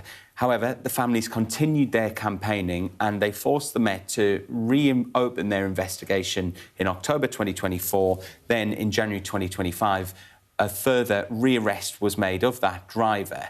We're now hearing from the Independent Office of Police Conduct in a statement saying the complaints relate to concerns about the standard of the investigation, including its management and direction, the conduct of the investigation team and their engagement with the victims. The police watchdog goes on. We're also investigating allegations that Met officers provided false and misleading information to those affected and whether the officers' treatment of those affected was influenced by their race. Cast your mind back to 2023, that was the same year that Baroness Casey found in her review that the Met still had problems with institutional racism, and that is what is now going to be investigated by the police watchdog. We've also separately heard from the Metropolitan Police who say that 5 of the 11 officers are being investigated at the level of gross misconduct. In its statement, the Met says these officers are a commander, a detective chief inspector, detective sergeant, detective constable and a former detective inspector. A further 2 officers, detective constables, are under investigation for misconduct. And then it concludes, the serving of notices does not mean that misconduct proceedings will necessarily follow. But what we're hearing from the families are that they want the truth to come out, and so they're welcoming this investigation. This is the first time I've heard these details, because obviously I remember the incident. It was just the most appalling, awful incident of these 2 girls, you know, at this prep school, at the tea party. Sounds potentially... You know, these are very serious investigations that are going on. And I guess the thing that I just want to reflect on is it never ceases to amaze me, the strength of these families. You know, the most devastating thing that happened, the loss of a child, your life being ripped apart, and the determination to try and make sure that, you know, they find justice if they can, and to not necessarily, you know, accept the first thing that is done. Yeah, and 3 years on, they are still campaigning, and they've now managed to get the IOPC to look into this. This investigation launched by the IOPC in August last year. So the watchdog has been looking into these claims for quite a while now, and of course it'll probably take another few months at the very least for them to draw any sort of inference or come to a conclusion. Oliver, thank you. Now, most people will remember Jamie Oliver's war on turkey Twizzlers, and now schools could see the biggest shake-up to school dinners in over a decade, because yesterday we told you about Labour's plans to tackle rising levels of childhood obesity and includes measures like banning or certainly reducing sugary snacks. There's a lot of price pressure, though, it should be said, on the catering companies providing school meals. I think it's just over £2 that is, you know, spent on an average child's meal at school. And obviously what's going on with the rapid surges in the cost of living due to the Iran war is not helping. We're joined now by Thomasina Myers, the chef and co-founder of the Oaxaca restaurant chain. It's great to have you here. You've done so much, I think, on, you know, spearheading healthy eating and all that kind of stuff, so it's really good to have you in the studio. Do you welcome what the government's trying to do with school dinners? Well, I think I prefer you to say you've done so much on delicious eating, because that's what drives me more than anything. It's like how good food tastes. And so, you know, whether it's my restaurants or the charity Chefs in Schools that I helped set up with Henry Dimbleby, we're all about food tasting delicious. And that is the key here. So, yes, school food has to be shaken up because the standards and the quality of it is appalling, and the health outcomes of children from the most deprived areas particularly is awful and something we should not be accepting. So this is amazing. You know, the fact that 500,000 more kids are going to be getting free school meals is extraordinary. But now they've got to be good, right? Because sometimes this is the only meal of the day that they eat. Hot food is the only proper meal. And so it's got to be good. Because that's the future of our nation, is feeding kids delicious food that also is good for them. You say it's appalling, and I agree, to be honest. I am actually quite astonished by how poor the food that my we serve our kids my is. daughter won't eat lunch at school at the moment. She just skips it, which is just... Yeah. And that's fine, because I can feed her good food in the evening. But for some kids, that's literally all they I hear a lot of stories about stuff just running out. So the only thing that's left is, you know, chips or jacket potato or whatever, because everything else is gone from the kids who've gone before them. It's unbelievable. And you naysayers will say, well, it can't be done, or if you give kids healthy food. And I think the naysayers will dress this up as the kind of the police coming in and giving people healthy food that they don't want to eat. But, you know, we have been in over 100 schools, 120 schools, Chefs in Schools, the charity, and we have seen how children will lap up food if it tastes good, whether it's a falafel or a taco or, you know, kimchi omelettes. Some of these chefs, they're released and they're cooking such delicious food for the kids, and it's creative and it's fun, and everyone benefits. The teachers love it too. I mean, the teachers get fed well. So when we're talking about a new sort of directive from government, obviously with some very sensible thoughts behind it, as we're saying, more rice and chicken, less fish and chips, does part of that worry you if there's a central directive? Is part of solving this giving chefs, individual chefs in individual schools, the freedom to come up with their menus? Or is that too optimistic to think that that can work everywhere? Well, the amazing thing is that the charity Chefs in Schools has done a coalition with 4 other major food charities, the Food Foundation, School Food Matters, the Jamie Oliver Foundation, and Bite Back. And we've created the schoolfoodproject.org.uk. And they're all of our expertise. And some of these charities have been around for over 15 years. Chefs in Schools we set up in 2018. Everything we've learned is there to help schools and to help chefs, from menus, from training. And the absolute key here is that the chefs who are cooking all this delicious food are also educators, so they're teaching the children how to actually cook as well. And so basically what we're doing is we're trying to create an amazing food culture from the bottom up of children who learn about eating food that is not only good for them, that tastes good as well. Do we need to get a bit real here on how most school dinners are processed? Because it's not like a chef cooking up in a kitchen, is it? It's been heated up stuff that a caterer is just sending in, right? That's what's happening now. But in the schools we're in, we put trained chefs and they completely transform. They're making bread from scratch. That's going to cost more than, you know, trained chefs in schools making bread from scratch from what the government's, £2.16 a meal, It doesn't cost more. Not in the schools that we've been in. The only time where it's... They need a whole new kitchen facility, wouldn't they? The schools that we've been in are, you know, we do completely transform the food.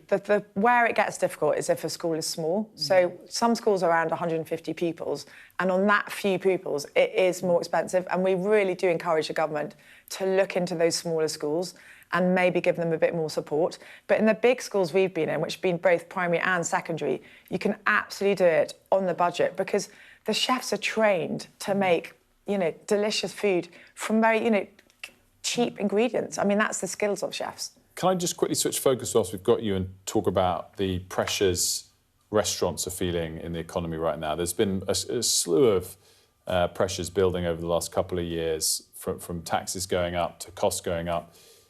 How challenged is the environment, and how much does this latest pressure with the Iran war worry you significantly?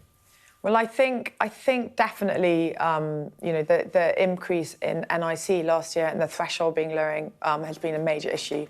I think in my industry, we are really coalescing now to try and talk more to government about how, in this country, restaurants are treated so differently to countries across Europe. So where food cultures are really strong, places like France, Italy, Spain, the VAT rates are half of what the normal standard VAT rates.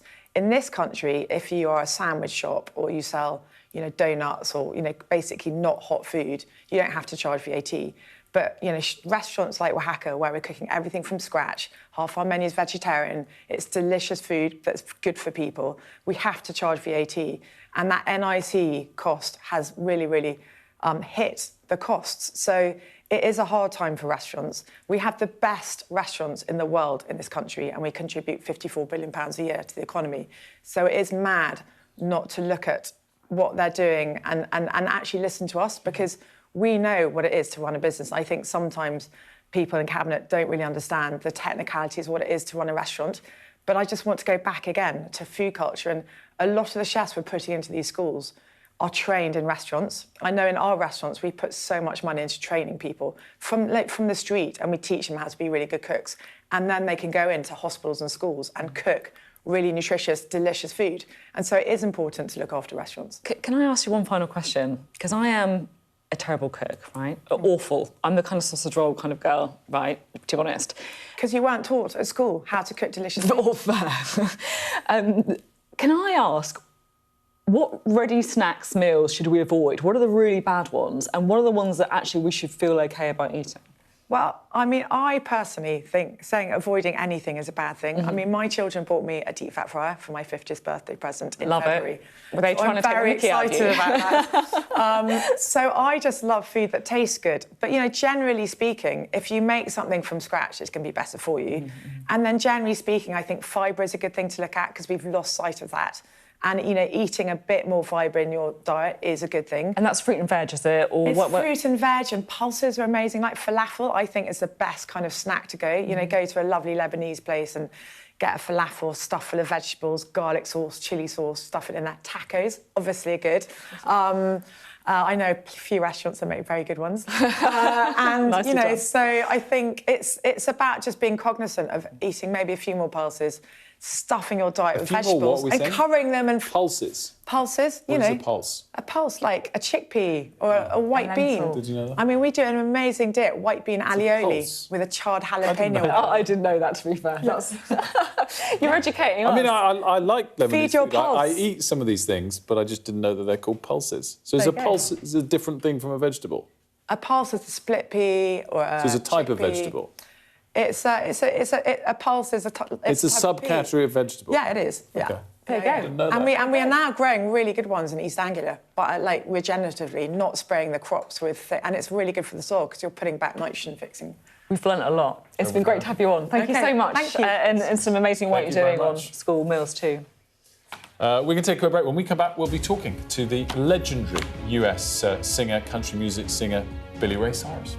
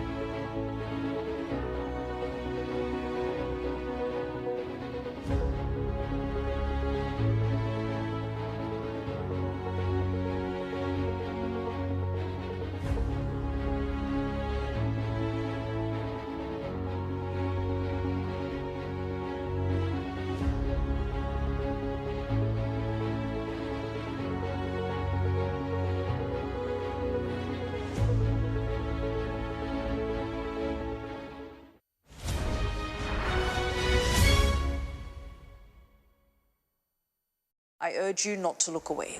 If Hamas hands the hostages over, they will end this conflict. The world has been watching. Good to see you again. How are you? Did she say how he was? The conditions are awful. The jets were ordered to come back. Historic day here today. How will you respond if India does launch airstrikes? They'll be all out to war. But I'm just going to put some body armor on. I'm Yalda Hakim. The best thing about being a Sky News journalist... Hi, darling. Beth Rigby, Sky News. Is being a Sky News journalist. You said to people, I'm not coming back for more, but you have come back for more. Well, let's kick off and make a statement. What can our Prime Minister say to you to not impose tariffs? He's coming out! What more do you need? Welcome back. It's been more than 30 years since Billy Ray Cyrus entered music folklore with his chart-topping hit Achy Breaky Heart, but now he's back with a duet alongside his daughter Noah. It's the lead single from his first full-length album in 14 years. Here's a taste of it.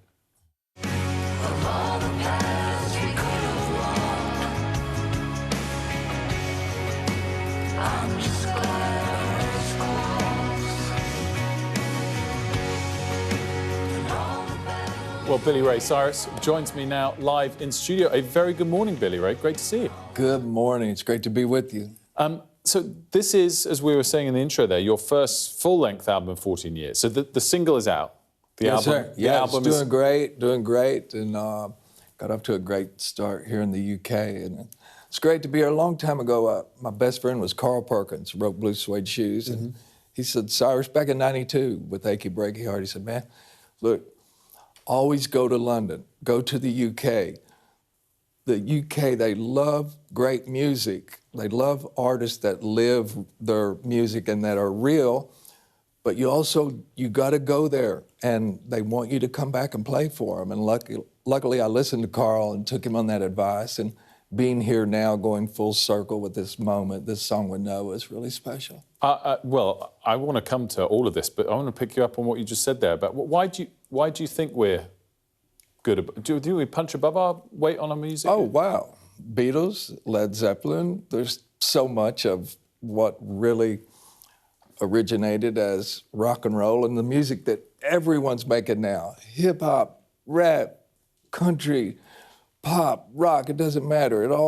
There's a cornerstone of England in all of this and all of the above. You know, the Beatles loved hanging with Carl Perkins, you know, and they just all loved the music that brings people together and crosses boundaries, you know, no rules, no limits, no preconceived notions, just make music that is real. And I think the people in the UK feel that, and they gravitate to what is real. Well, talking about bringing people together, we played a little taste of the first single, which obviously you sing with your daughter Noah, but this has brought your entire family together. Your son has been very involved as well as producing it. What must be a real joy? Well, it's been amazing. Yeah, my son Brazen produced the album, wrote this single here, and my daughter Noah coming in with that powerhouse voice of hers, and it's just so strong and pure. And then you got me as a old man down there on the bottom end of it with my voice is like a sandstone, you know. It's old. It's like a fossilized voice, and it's down there underneath in that bottom end, and somehow we have that texture of a family, peanut butter and jelly coming together with the old man on, and that powerhouse voice of Noah's is just really cutting through and resonating with people. And how hard is it for you guys? I mean, you are as famous a family as comes. You guys have embraced it through lots of different stages, obviously, the TV shows in the past. Does that make normal family dynamics harder or not? Honestly, I don't think my family ever knew normal. I never knew normal as a kid growing up in Kentucky. Things were always different for me. We were very poor. I was kind of an outsider somewhat, even though I was from Flatwoods, Kentucky. Again, I was the kid in Flatwoods that, while everybody else was listening to gospel music and Stone Cold Country. I was listening to Led Zeppelin and Leonard Skinner and cranking up the sounds of things that I just love so much of, the sizzling guitar of Chuck Berry and different. I loved experimenting with sounds and, you know, bringing that into that family dynamic back then. I'm kind of just now an older version of that little boy that grew up at Flatwoods. I just try to keep it real. And as far as the family goes, we just had a great celebration with the Hannah Montana reunion.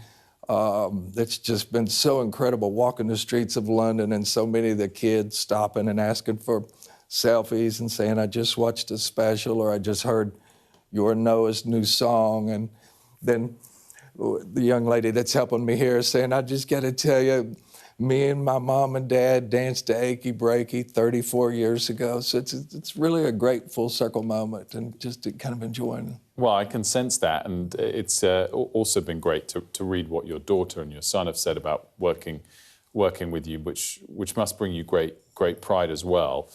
Are you very proud as well of, you'll know this better than me, but frame for me how much of a revival country music is having at the moment in the US. And is that something that you're really pleased to see? Well, for me, you know, I try to cross and do all genres, all styles, but again, with Old Town Road, that song was banned from country music, but luckily the rest of the world and every other chart on planet Earth picked it up and went to #1, stayed there for 19 weeks in a row. That set the record for the longest #1 record on the charts consecutive. And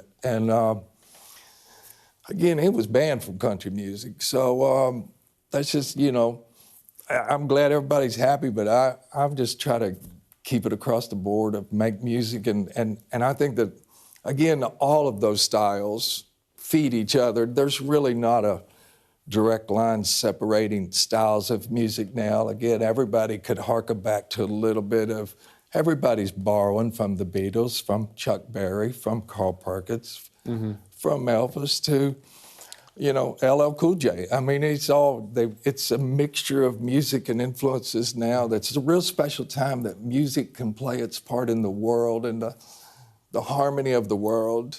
It's like bring it together with music and music being that common denominator that brings people, they find they have more in common than they have differences, and the world really needs that right now. I feel like it's fair to say, but correct me if I'm wrong, there's quite a Christian influence in some of your songs as well over the years. And also, in the past, I think you were a Democrat, then you supported President Trump in his re-election. You might not want to go there, but I just wanted to ask if you had a reflection on the furore around President Trump's comments towards the Pope, his image depicting him as Jesus, or at least seemingly as Jesus. My grandfather was a Pentecostal preacher.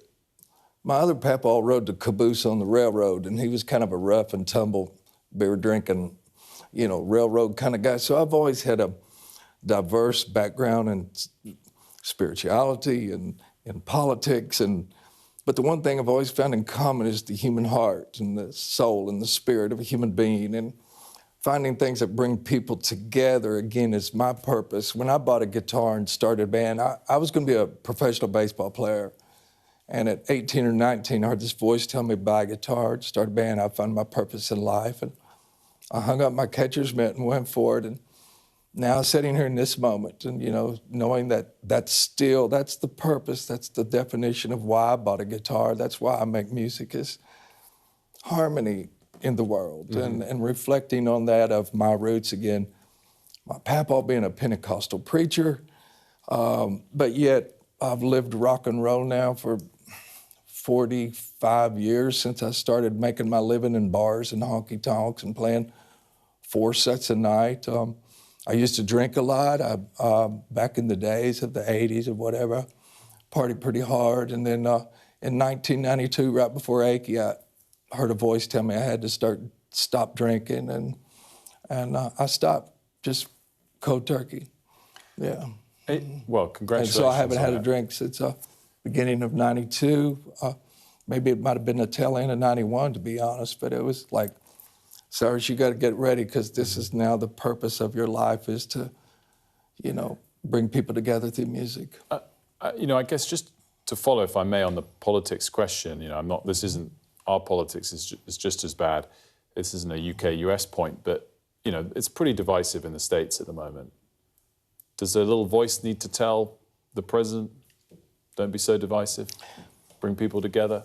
I can't even speak to his voice. He's the president. And my dad was a Democrat and served in the Kentucky legislature for over 20 years. And but my dad always said, when the president asks you to do something, you do it, son. And so I've had both Democratic and Republican presidents. I've served with Bill Clinton, with President Obama, Mr. Bush, Mr. Bush's dad, and Mr. Trump. You know, being president's a tough job. I pray for our country, I pray for our president, and I pray for our world.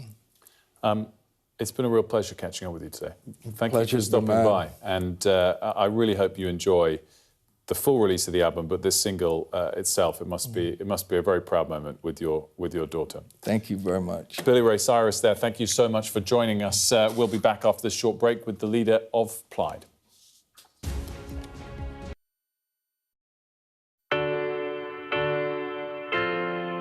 I'm Mark Stone and I'm Sky's correspondent based here in Washington, D.C. We'd been warned that we would meet people in the lowest moment of their lives. Their story is one of fundamental American failure. Well, a slow drive for the president as he approaches his golf club, but I have to say there are more media here than there are supporters. We love Trump! I've witnessed the remarkable passion for politics here, but the anger too.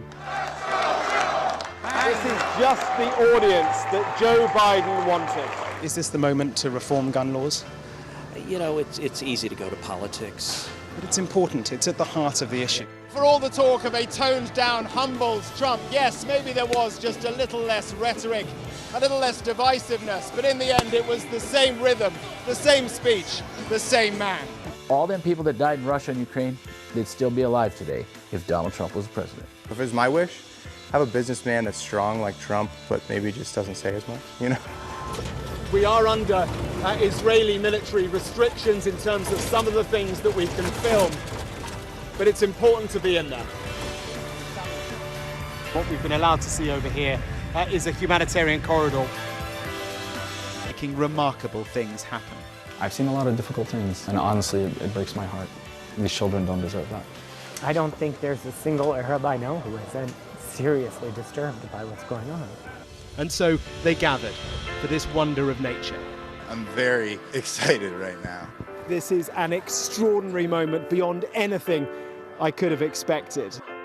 Sky News, get the full story first. I bet right now you often find yourself asking why. Why was a certain decision taken? Why did something happen? Why did they say or do that? I'm Neil Patterson, and it's my job as a journalist to find out why. Just explain why. It's a difficult one. Well, I mean, it's massive. It's a very, very severe situation. So if you want to make sense of this complicated world, Sky News' new podcast, This Is Why, is your daily fix. One story every day, and we can find out why together. Listen and follow wherever you get your podcasts.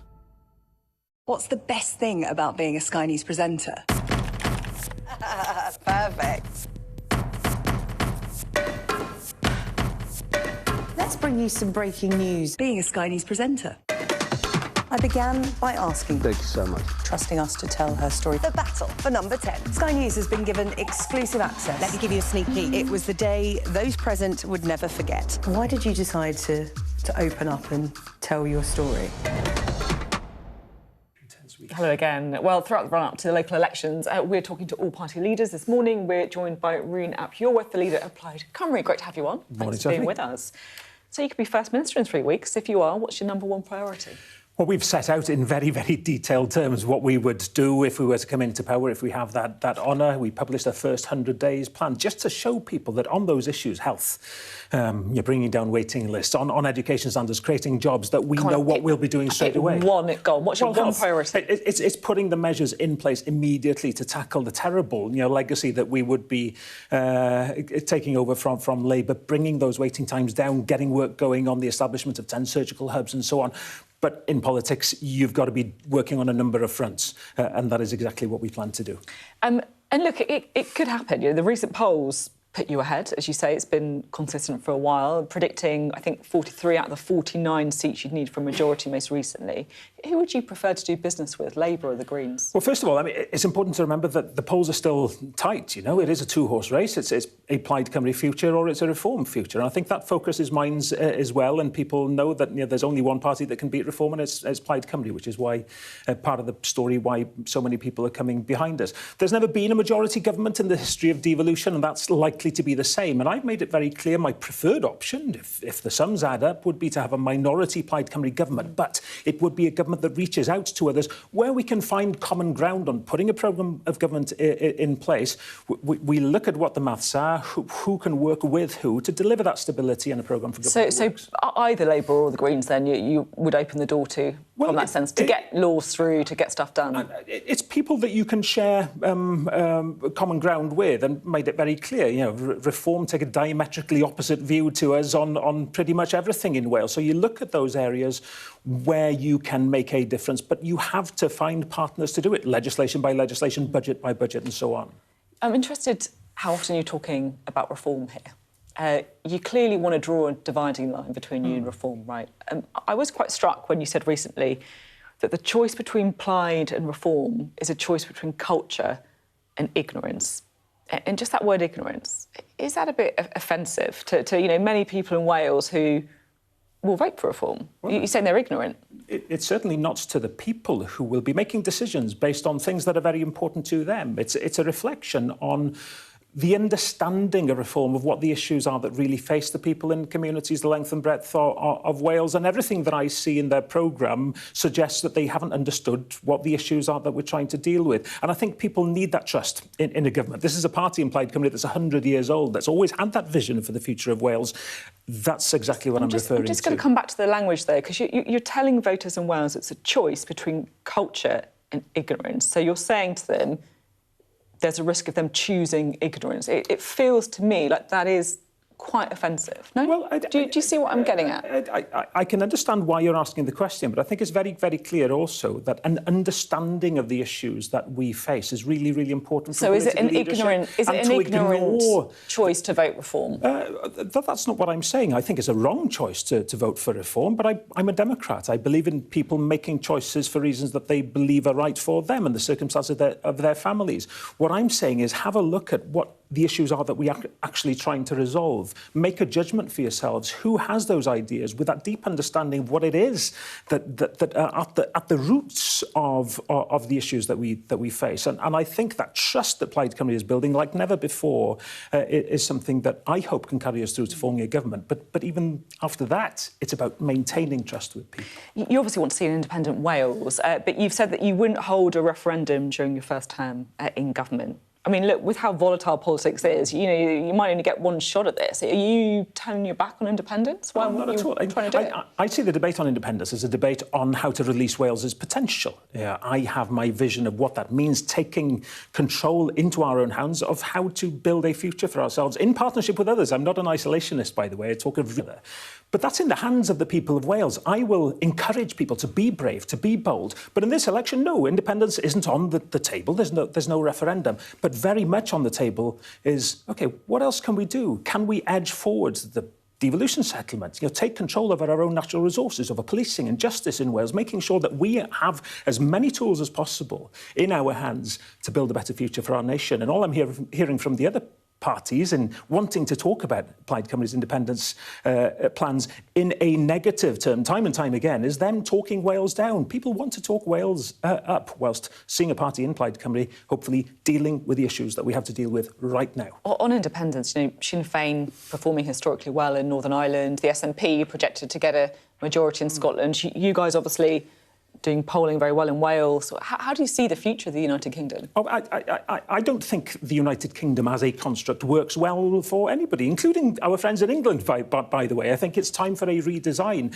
I am very, very interested in how we can work together with other administrations within the United Kingdom, putting pressure on the UK government to behave in a way that offers more justice and equality to people in other parts of these islands. I genuinely believe this is not as good as things can get for Wales. A Plaid Cymru government can start cranking things up and setting a high level of ambition for what we can achieve. OK, great to have you on the programme. Thank you. Thanks very much for coming on. As always, Reen Apyorth there speaking to us there from Plaid Cymru. It's going to be really, really interesting final run-in, isn't it, to those elections, which are, what, 3 weeks away? Yeah, 3 weeks. Yeah, 3 weeks away. I know. All go. I just wanted to pull up, because just as we were chatting there, Wilf, we obviously spoke to Thomasina earlier about school dinners, and we've had a flood of contact from viewers about this. Many people basically saying that it all sounds very well, but the reality on the ground is not going well at all. So, I work in a high school. Our children are served curly fries, pizza, sausage rolls, waffles and bacon sandwiches. It's the only thing that sells. Others saying, my daughter has free school meals. She's unable to get much food. She can only get a drink and a cake. There's never anything decent. She goes without. It really is clearly a problem, I think, and so many people, getting in touch with us to really reflect on it. Yeah, I think it reveals the scale of the problem at hand, whether it's these incredibly noble charities trying to go in there and make a difference, or the government from the headline position. There's a lot of work to do. We're out of time this hour. We'll be back after a short break with all the day's top stories.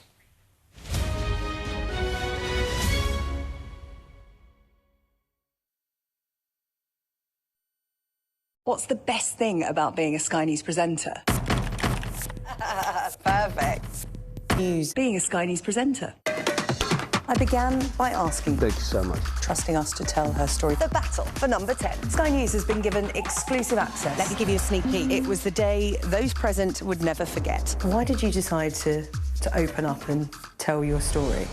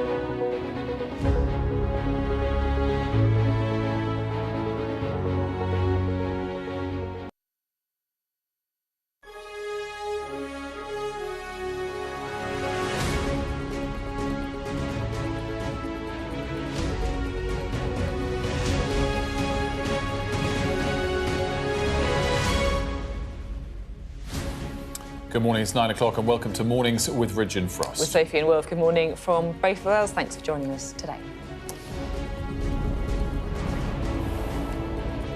US Vice President J.D. Vance accuses Iran of economic terrorism by blocking the sea passage through the Strait of Hormuz.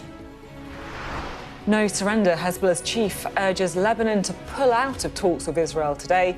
Sky News speaks to rescue workers in Beirut as fighting between the two sides intensifies. Each and every night I kept seeing those faces.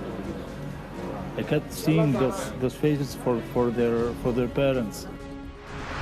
Donald Trump backtracks after sharing an AI picture portraying him as Jesus, but doubles down on his criticism of the Pope after his views were shared on the Iran war. We'll also be talking about a devastating report into how the attack in Southport could have been stopped and talking to the lawyer representing the families of the 3 little girls who died. And the police watchdog investigates 11 Met officers over their handling of a fatal crash at a primary school in Wimbledon.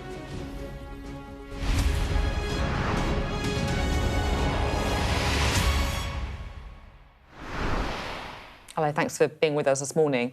The US Vice President J.D. Vance has accused Iran of engaging in economic terrorism over their blocking of the Strait of Hormuz and said that Donald Trump has shown that two can play at that game. The blockade of Iranian ports by the US Navy is now in effect after talks in Pakistan broke down over the weekend. All of this, of course, also having an impact on the cost of living, and the International Monetary Fund is holding their spring meetings in Washington, D.C. But here is the Vice President, J.D. Vance, talking to Fox News overnight.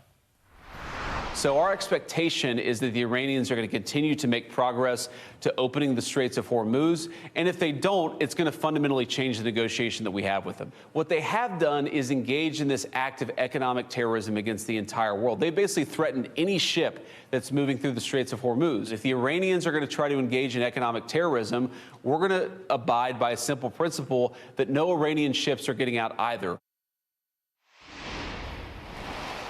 Well, our correspondent Sally Lockwood joins us live. Sally, what is the latest in reality on the ground with the Strait of Hormuz?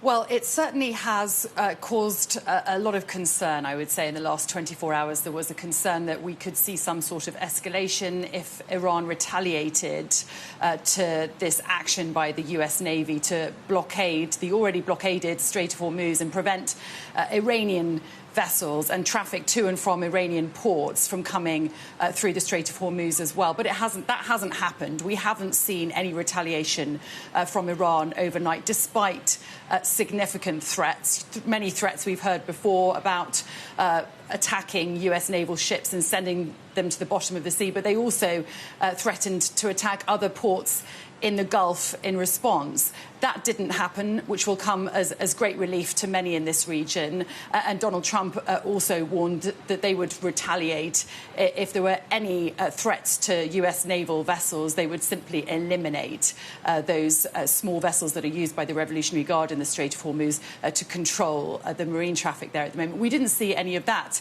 But in terms of the US military's objective here, which is to stop vessels coming in and out of Iranian ports, to stop the flow of Iranian oil through the Strait of Hormuz, which has continued to be exported through the course of this war to great financial gain to the Iranian regime. That is the objective here. But when you look at what is going on in reality, enforcement, it appears, may be far more complicated, because a US-sanctioned tanker did pass the Strait of Hormuz overnight. It was a Chinese-owned vessel with Chinese crew on board. Their last port of call had been in the UAE, and that managed to pass the Strait of Hormuz and continue its sail without being stopped by the US military, which is extremely interesting.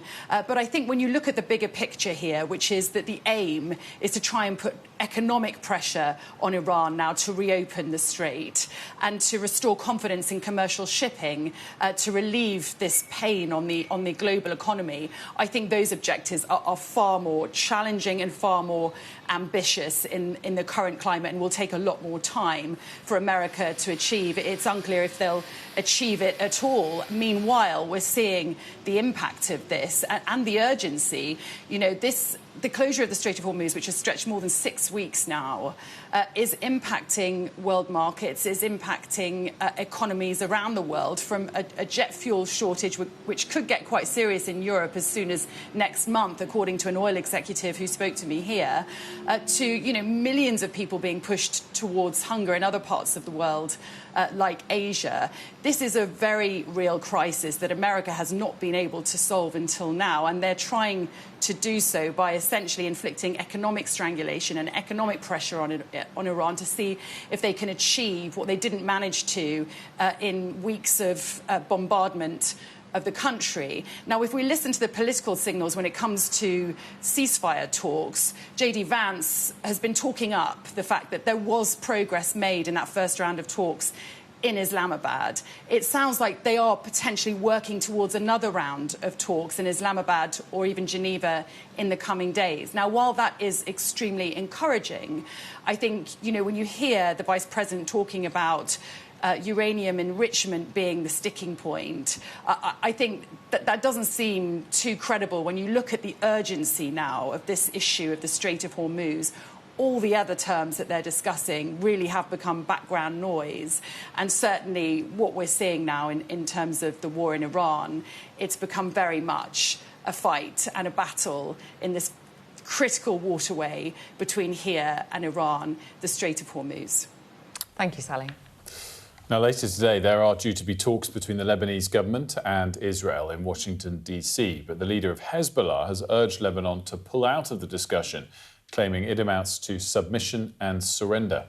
So the remarks are made by Naim Qassem as negotiations threaten to force the militant group to lay down its weapons as part of any de-escalation.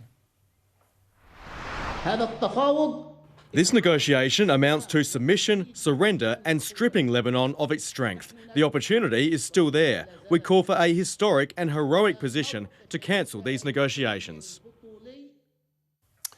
Well, intense fighting between Israel and Hezbollah does continue in spite of the scheduled talks. Our special correspondent, Alex Crawford, is in Beirut and has been speaking to rescue workers helping at the sites of the attacks. Here's some of her report. Look at this footage. This is what the emergency crews were walking into on the day they called Black Wednesday, when 100 strikes hit Beirut, Bekaa and the south in a matter of minutes. High-rise blocks collapsed, with dozens buried beneath, many killed instantly, many more screaming for help. A lot of them squashed into the tiniest of spaces as their living rooms and bedrooms collapsed around them.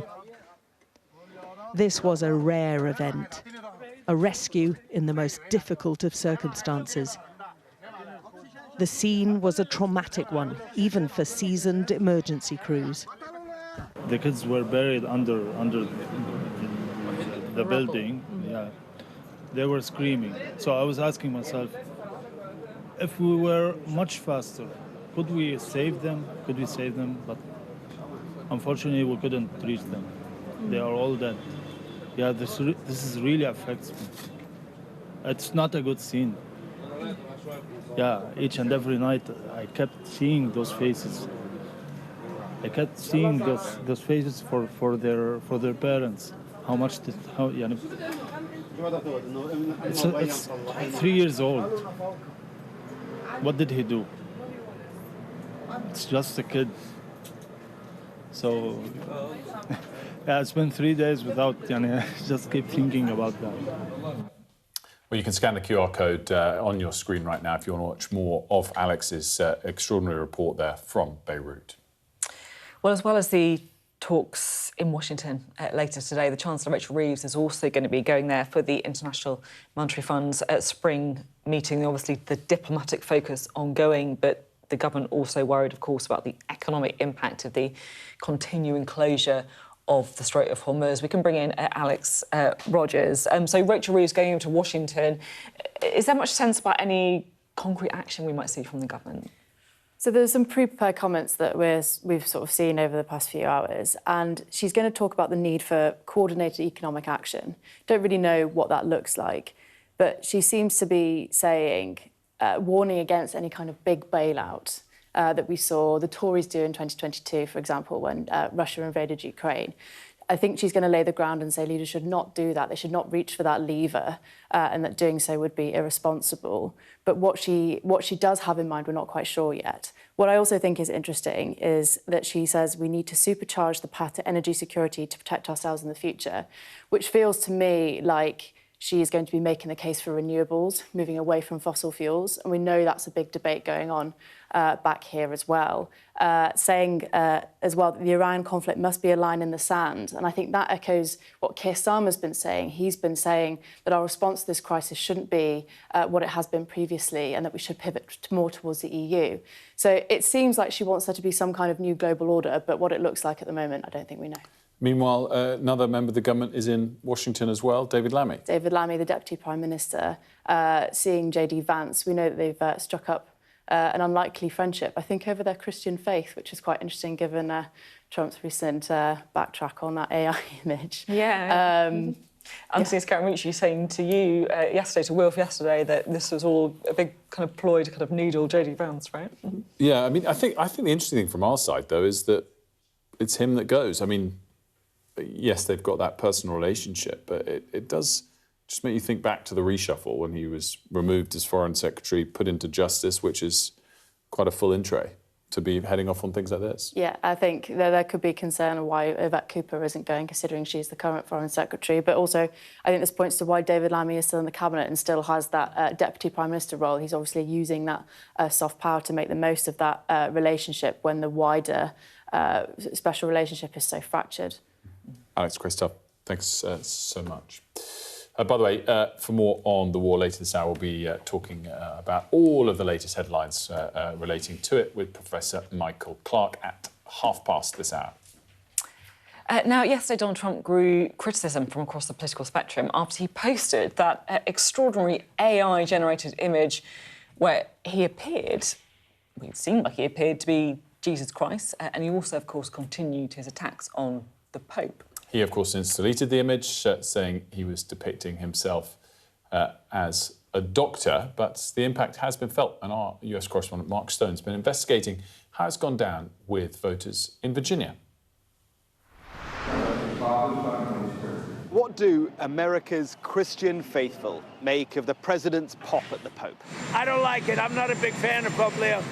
He's a very liberal person. I voted for him. I like him a lot, but there are times he's kind of going overboard. Is he in trouble? No, I don't think so.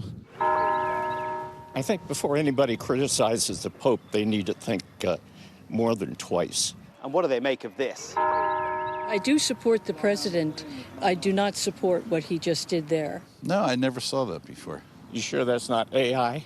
Yes, this is Trump as Jesus, an AI image posted by him, now deleted, by the way. I'm in Virginia at Holy Trinity, Gainesville, beyond the Washington, D.C. bubble. Trump does well in communities like this, but then so too does religion.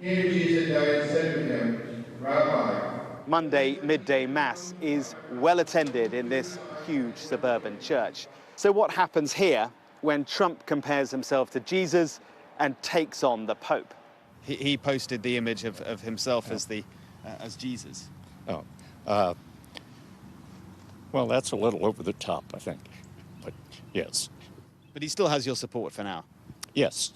The ones that vote for him are going to vote for him through thick and thin, no matter what. Because aside from this picture, this is the best president we've ever had, bar none. And while we were talking, back in Washington, the president was backtracking. They're all your favorites. Sort of. I did post it, and I thought it was me as a doctor, and had to do with Red Cross as a Red Cross worker there, which we support. As for the Pope, well, he had this. I have no fear of neither the Trump administration nor speaking out loudly about the message of the gospel. Finally then, why is the president lashing out at the Pope? Well, maybe because he hears him and he fears him. He can't remove him, he can't destroy him like he has so many of his opponents, his political opponents. The Pope is above all that.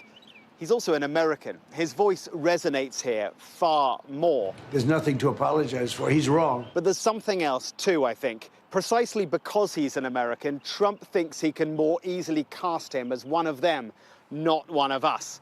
And remember, 55% of American Catholics gave Trump their vote in 2024. They are watching this fight for sure. Mark Stone reporting there. Now, we want to take you to one of the most devastating stories in recent times, at the Southport attack. And a public inquiry into the killings of those 3 little girls has found, devastatingly, that they could and should have been prevented. B.B. King, Elsie Dot-Stankham, Alice De Silva Aguiar were killed while attending a Taylor Swift-themed dance class in July 2024. Their killer, Axel Ruda Cabana, also injured 8 other children and 2 adults. The inquiry chairman said the killer's parents ultimately failed to report the risk in the week before the attack and also criticised failures by government organisations. We can talk now to the lawyer representing the families of Elsie, Alice and baby. Chris Walker joins us now. Thank you so much for being with us. It is the... Good morning.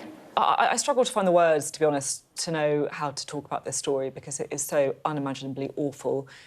And the thing that is so devastating today is the finding that it shouldn't have happened, that it should have been stopped.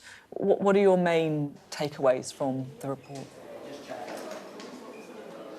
The report is something which we were aware of in terms of what the intended criticisms. We've been involved in the inquiry throughout, as you would appreciate. We've been engaged with the evidence, the questioning of the witnesses, and so the report in itself is not a surprise to us. But my big concern at the moment is that every time there is a news item like this or a report which emerges, the real issue here is that the families continue to live through a horror movie of events, and this just brings it to the front once again. That said, I guess we need to get to the bottom of what could have been done differently, perhaps. What would be your main takeaways on that front from this report?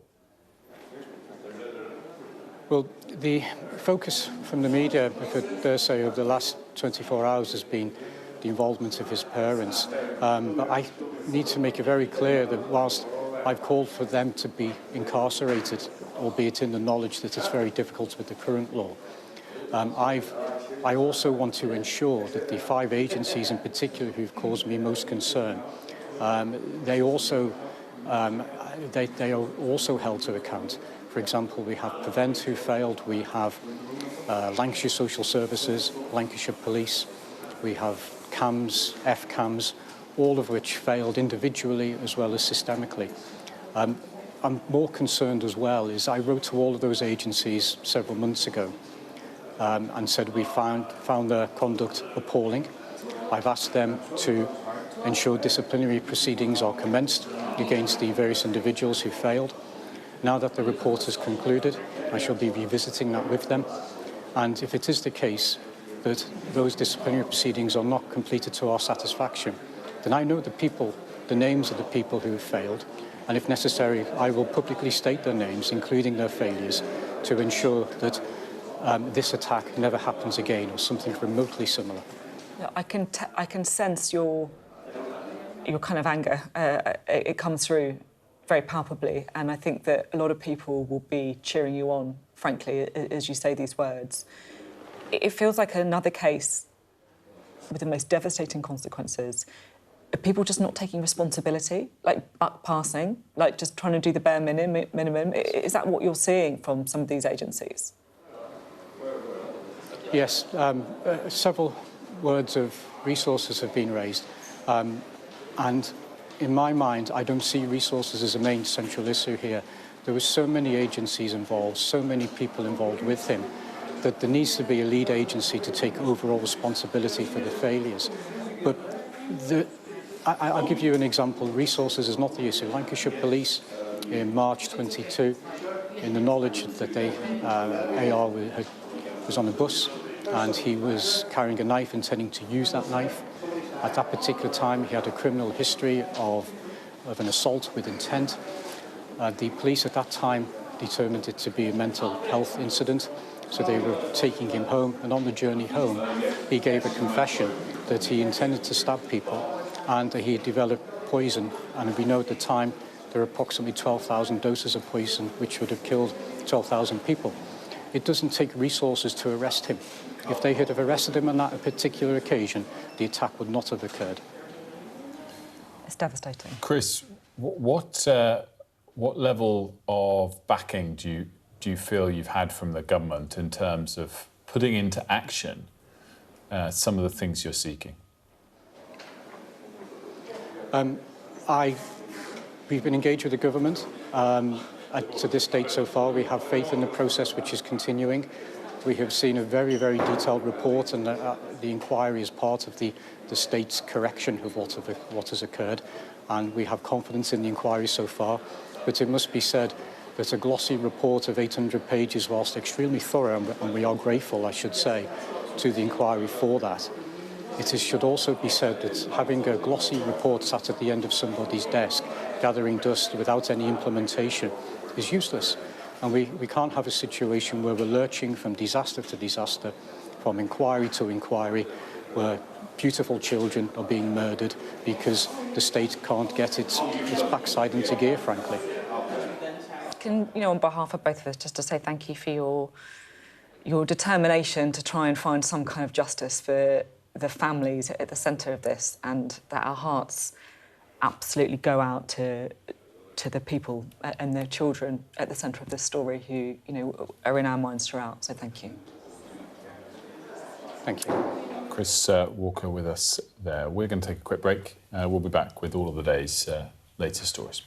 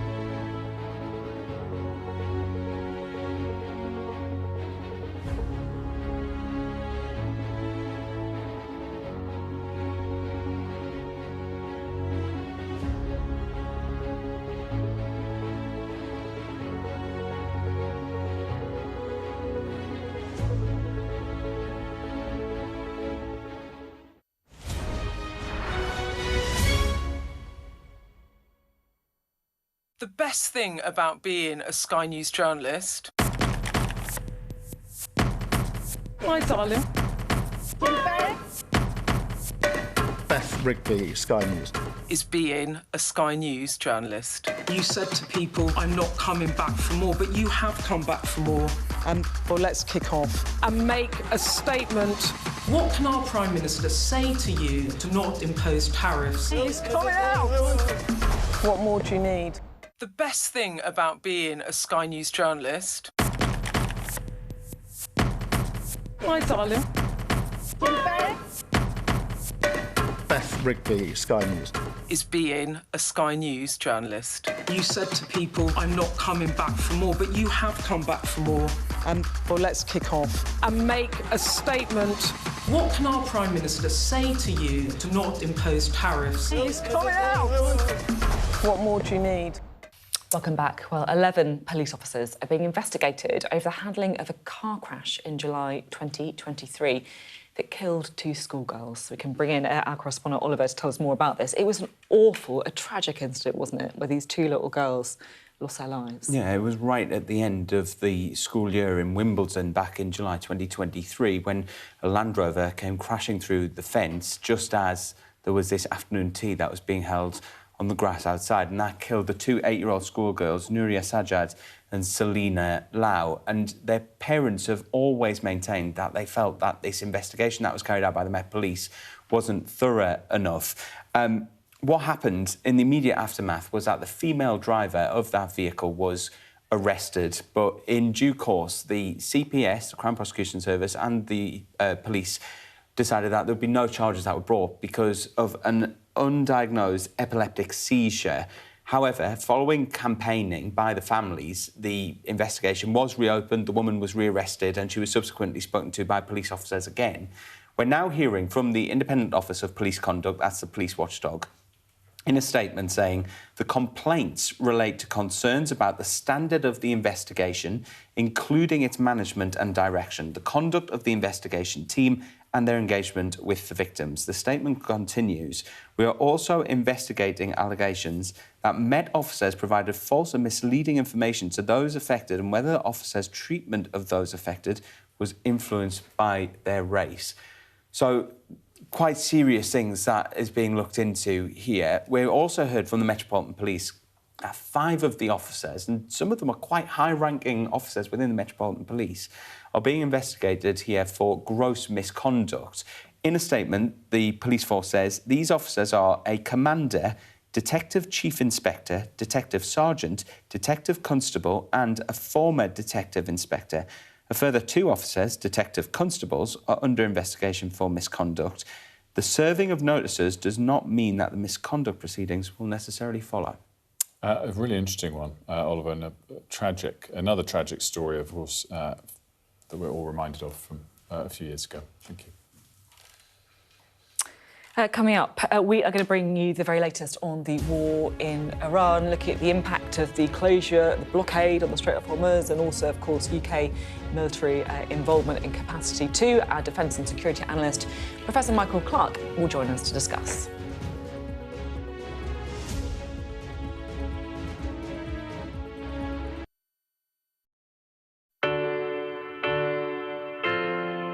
I'm Mark Stone and I'm Sky's correspondent based here in Washington, D.C. We'd been warned that we would meet people in the lowest moment of their lives. Their story is one of fundamental American failure. Well, a slow drive for the president as he approaches his golf club, but I have to say there are more media here than there are supporters. We love Trump! I've witnessed the remarkable passion for politics here, but the anger too. This is just the audience that Joe Biden wanted. Is this the moment to reform gun laws? You know, it's easy to go to politics. But it's important, it's at the heart of the issue. For all the talk of a toned-down, humbled Trump, yes, maybe there was just a little less rhetoric, a little less divisiveness, but in the end it was the same rhythm, the same speech, the same man. All them people that died in Russia and Ukraine, they'd still be alive today if Donald Trump was president. If it was my wish, have a businessman that's strong like Trump, but maybe just doesn't say as much, you know? We are under Israeli military restrictions in terms of some of the things that we can film, but it's important to be in there. What we've been allowed to see over here is a humanitarian corridor, free wherever you get your news. A young American medical student is making remarkable things happen. I've seen a lot of difficult things, and honestly, it breaks my heart. These children don't deserve that. I don't think there's a single Arab I know who isn't seriously disturbed by what's going on. And so they gathered for this wonder of nature. I'm very excited right now. This is an extraordinary moment beyond anything I could have expected. Sky News, get the full story first. I bet right now you often find yourself asking why. Why was a certain decision taken? Why did something happen? Why did they say or do that? I'm Neil Patterson, and it's my job as a journalist to find out why. Just explain why. It's a difficult one. Well, I mean, it's massive. It's a very, very severe situation. So if you want to make sense of this complicated world, Sky News' new podcast, This Is Why, is your daily fix. One story every day, and we can find out why together. Listen and follow wherever you get your podcasts. What's the best thing about being a Sky News presenter? Perfect. Let's bring you some breaking news. Being a Sky News presenter. I began by asking, thank you so much, trusting us to tell her story. The battle for number 10. Sky News has been given exclusive access. Let me give you a sneak peek. It was the day those present would never forget. Why did you decide to open up and tell your story? We've been discussing, of course, the impact of the war in Iran. We'll be talking about the military impact, but the cost of living impact is something that is already really feeding through. And one of the areas where it's been very, very acute is mortgage rates. The rates have gone up extraordinarily fast.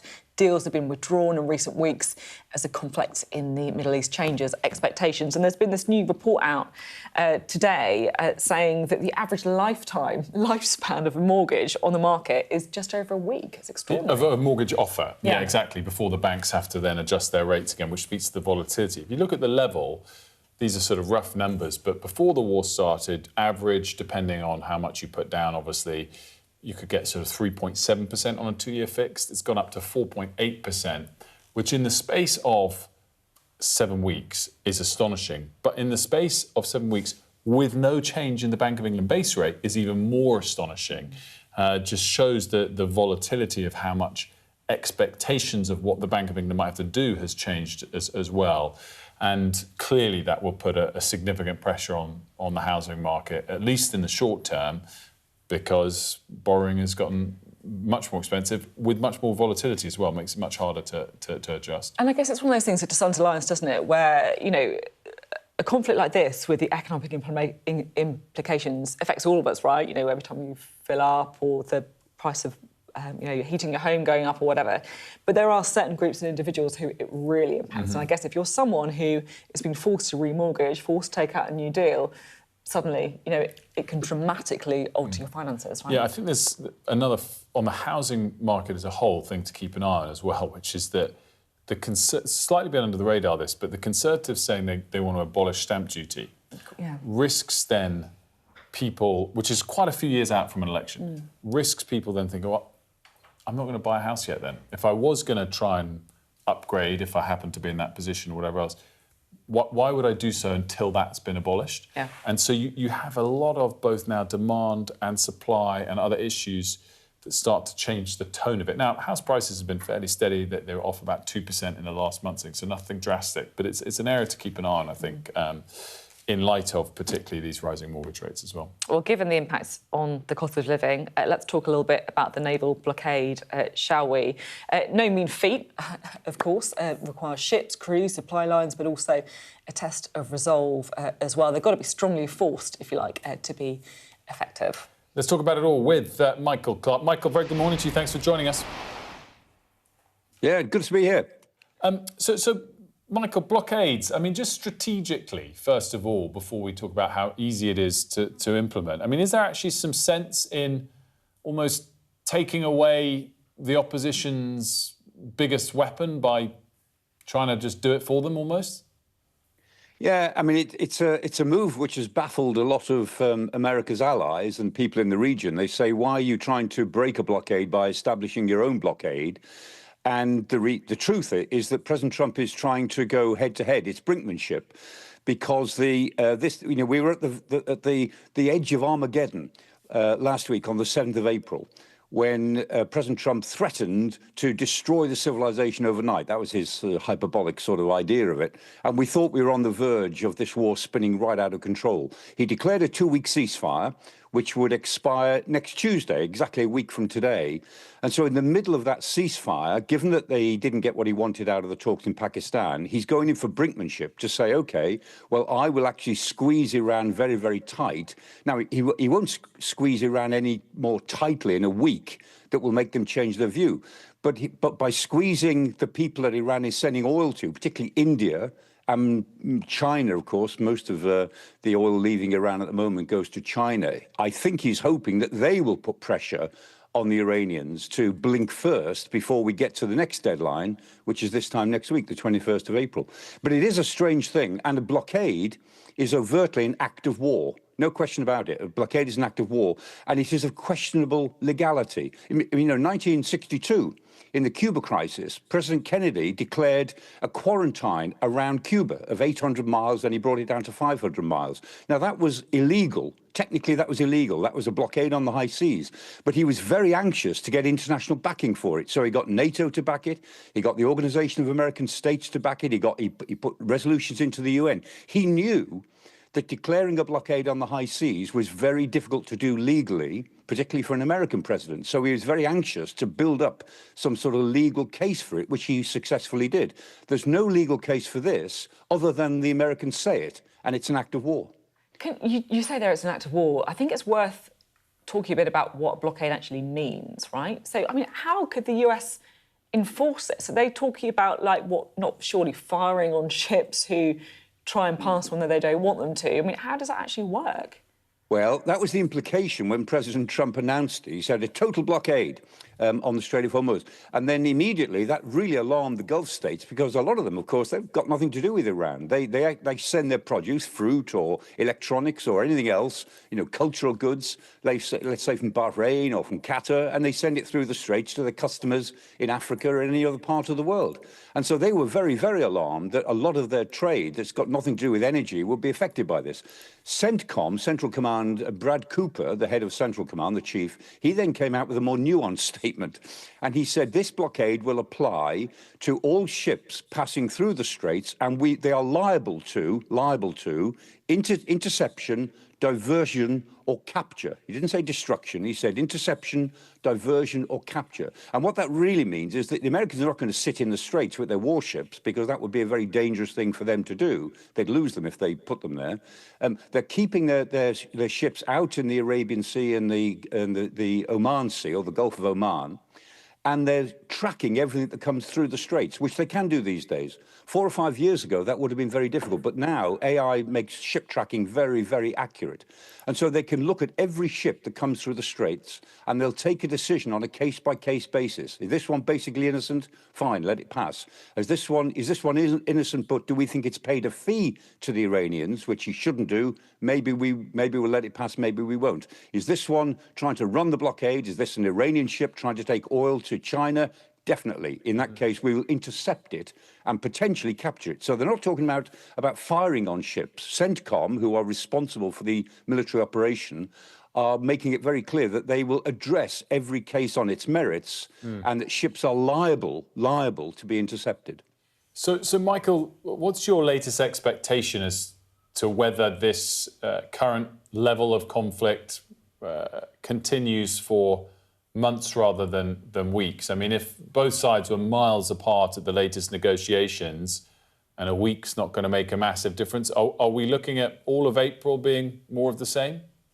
Yeah, I mean, I think you're absolutely right. A week won't make a massive difference because, for one thing, the Iranians can't be pressured by a week's of blockade on the Strait of Hormuz. I mean, it is estimated by the Wall Street Journal that they've got 160 million barrels of oil already past the Strait, sitting on ships elsewhere. They thought about this. Again, they prepared for this for a long time. So they've put a lot of their oil onto ships which are already on the other side of the Strait. They're drifting somewhere else or at anchor somewhere else in the world.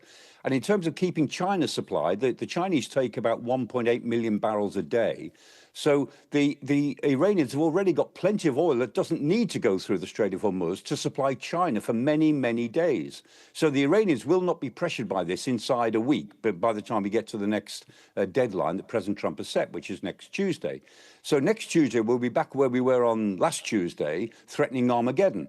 And you remember a few weeks ago, I think, when I was on talking to you and Sophie on breakfast, and somebody asked the question, will this war be going on in May, by May? And I said, no, it won't. Or if it is, it'll be spinning right out of control.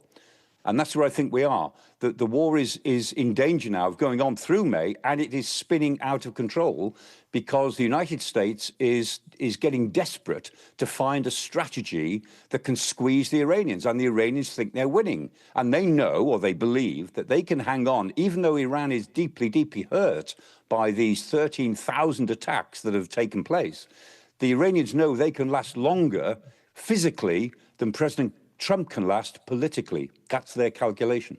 Can I just ask about comments that have made the front page of the Financial Times today by George Robertson, so author of the government Strategic Defence Review, former Labour Defence Secretary, former NATO Secretary General, and he has let rip about the government's military preparedness. Yeah. He's said Keir Starmer's leaving the country in peril. He's accused non-military experts in the Treasury of vandalism. Does he have a point? Yeah, he does. I was at the London Defence Conference last week, and that was all of the talk of the coffee breaks, if you see what I mean. All the defence professionals were there from many countries, and all the British defence professionals were, in my view, pretty united in their exasperation and their annoyance at what has happened. The SDR, the Strategic Defence Review, was published last year. It was ready to go the year before. It was, I know for a fact, because I had a little bit to do with the presentation of this later on, that it was ready to go in November, December of 2024, and it was held over till 2025, and then we kept waiting for it to come out and waiting, and eventually it came out, and it specifies a 10-year programme of rearmament, which would put us in a position by 2035 to be able to cope with a major military crisis with Russia and prevail. I mean, if we, before 2035, if we have a major military crisis with Russia, which now seems increasingly likely, we're in danger of losing and not prevailing, whatever that will turn out to mean. It was a 10-year programme. It was as spare as it could possibly be to get us from where we are now to where we need to be to deter the war we hope to avoid. The best way to avoid war is to deter it, to show the other side that you actually can fight. So that was the programme set out last year. We've wasted the first year. We're now deep into wasting the second year.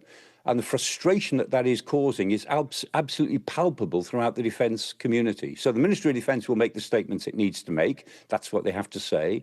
John Healey, the Ministry of Defence, is doing his best, but it's regarded as not good enough.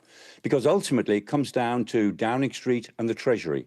The Treasury won't go with it. The Treasury won't put the money in that needs to be put in quickly enough. And Downing Street at the moment won't enforce it. And ultimately, I think it'll come down to some sort of battle between the Prime Minister and the Chancellor. Michael, as always, pleasure, with a very important warning there as well at the end, Professor Michael Clark. Now, we're 3 weeks away from the local elections, which means campaigning is in full swing, a huge moment for the Prime Minister, obviously, but also for Reform and Nigel Farage. Reform are hoping to become the official opposition in Scotland, where our political editor Beth Rigby sat down with Nigel Farage. This is one of a series of reports she'll be doing with senior representatives from across the parties ahead of those elections early next month. Walking into massive May elections.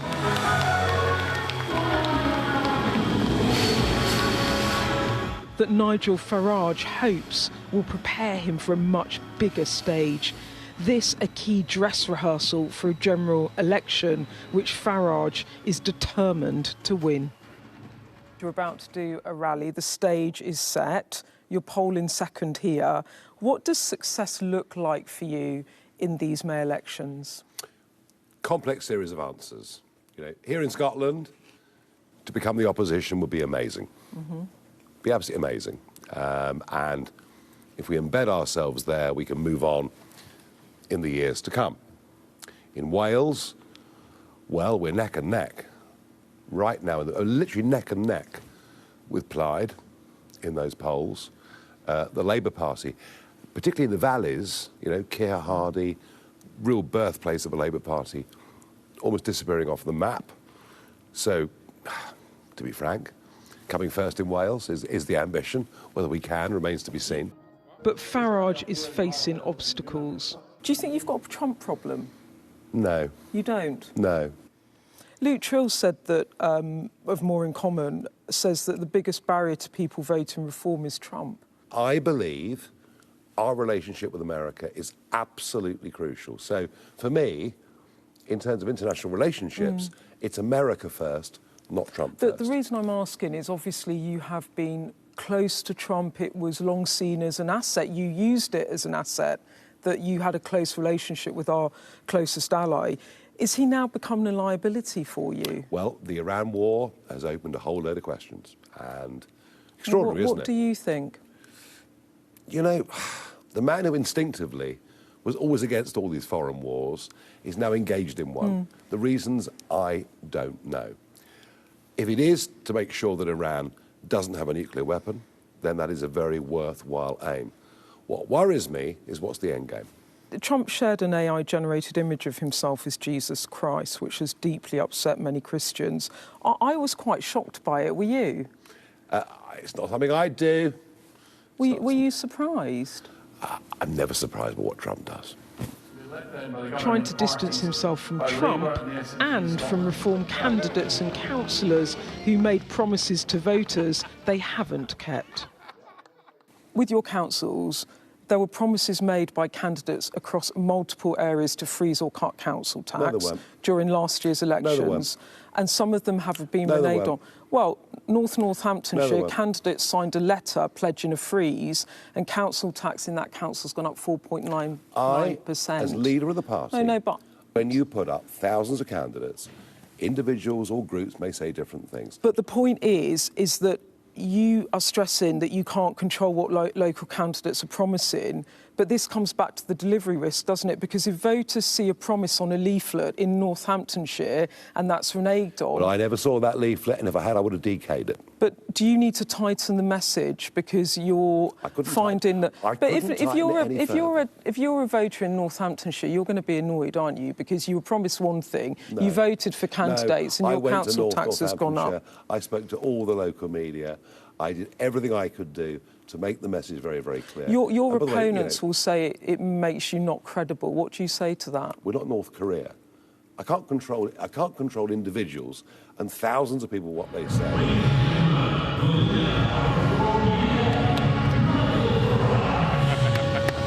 For now, Reform are running a handful of councils across England, but that could all be about to change should Farage succeed in May and become a real party of government. He'll have proven he can deliver at the ballot box, delivering in office a much harder task. Beth Rigby, Sky News, Aberdeen. Beth Rigby reporting there, interviewing Nigel Farage, the first of a series of interviews she's doing ahead of those elections. Time for a quick look at the weather. I hope we haven't forgotten anything. Travel insurance, I tick that box. Yeah, but remember what you forgot last year. All Clear Travel Insurance sponsors Sky News weather. The next few days will bring widespread showers or more general rain, but it'll turn a bit warmer. Northern and eastern Britain look mostly dry and sunny this morning after a frosty start. Ireland, Northern Ireland, Wales and southwestern England, meanwhile, will be largely overcast and quite windy with outbreaks of mainly light rain. The cloudy, occasionally wet conditions will extend to more of western and central Britain by midday. It'll remain rather cool for many. Ireland, Wales and southwestern England will see rain pepping up later. What does that mean? I don't know. Arriving later? And now it's gone clear, so I don't know the conclusion of that sentence, but the rain will pep up. All Clear Travel Insurance proudly sponsors Sky News weather. We are going to take a quick break while Sophie pulls herself together. We're going to talk about pubs and football next. We'll explain when we come back.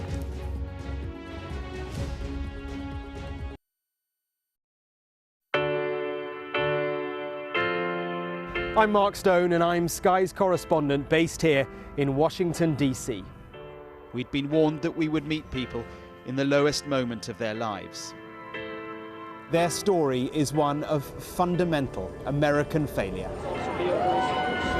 Well, a slow drive for the president as he approaches his golf club, but I have to say there are more media here than there are supporters. We love Trump! I've witnessed the remarkable passion for politics here, but the anger too.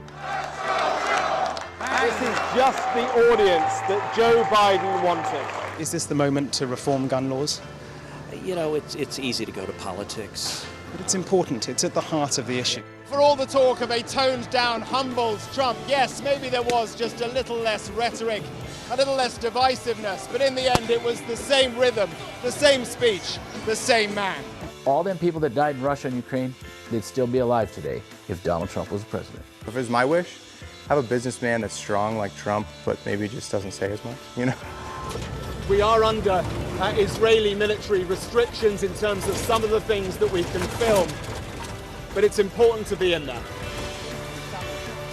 What we've been allowed to see over here is a humanitarian corridor. Free wherever you get your news. A young American medical student is making remarkable things happen. I've seen a lot of difficult things, and honestly, it breaks my heart. These children don't deserve that. I don't think there's a single Arab I know who isn't seriously disturbed by what's going on. And so they gathered for this wonder of nature. I'm very excited right now. This is an extraordinary moment beyond anything I could have expected. Sky News, get the full story first.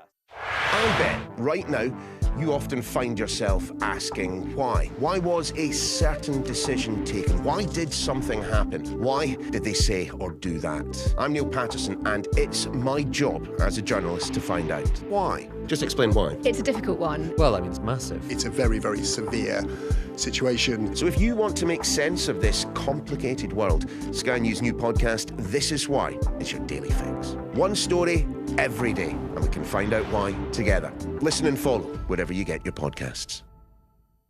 I urge you not to look away. If Hamas hands the hostages over, they will end this conflict.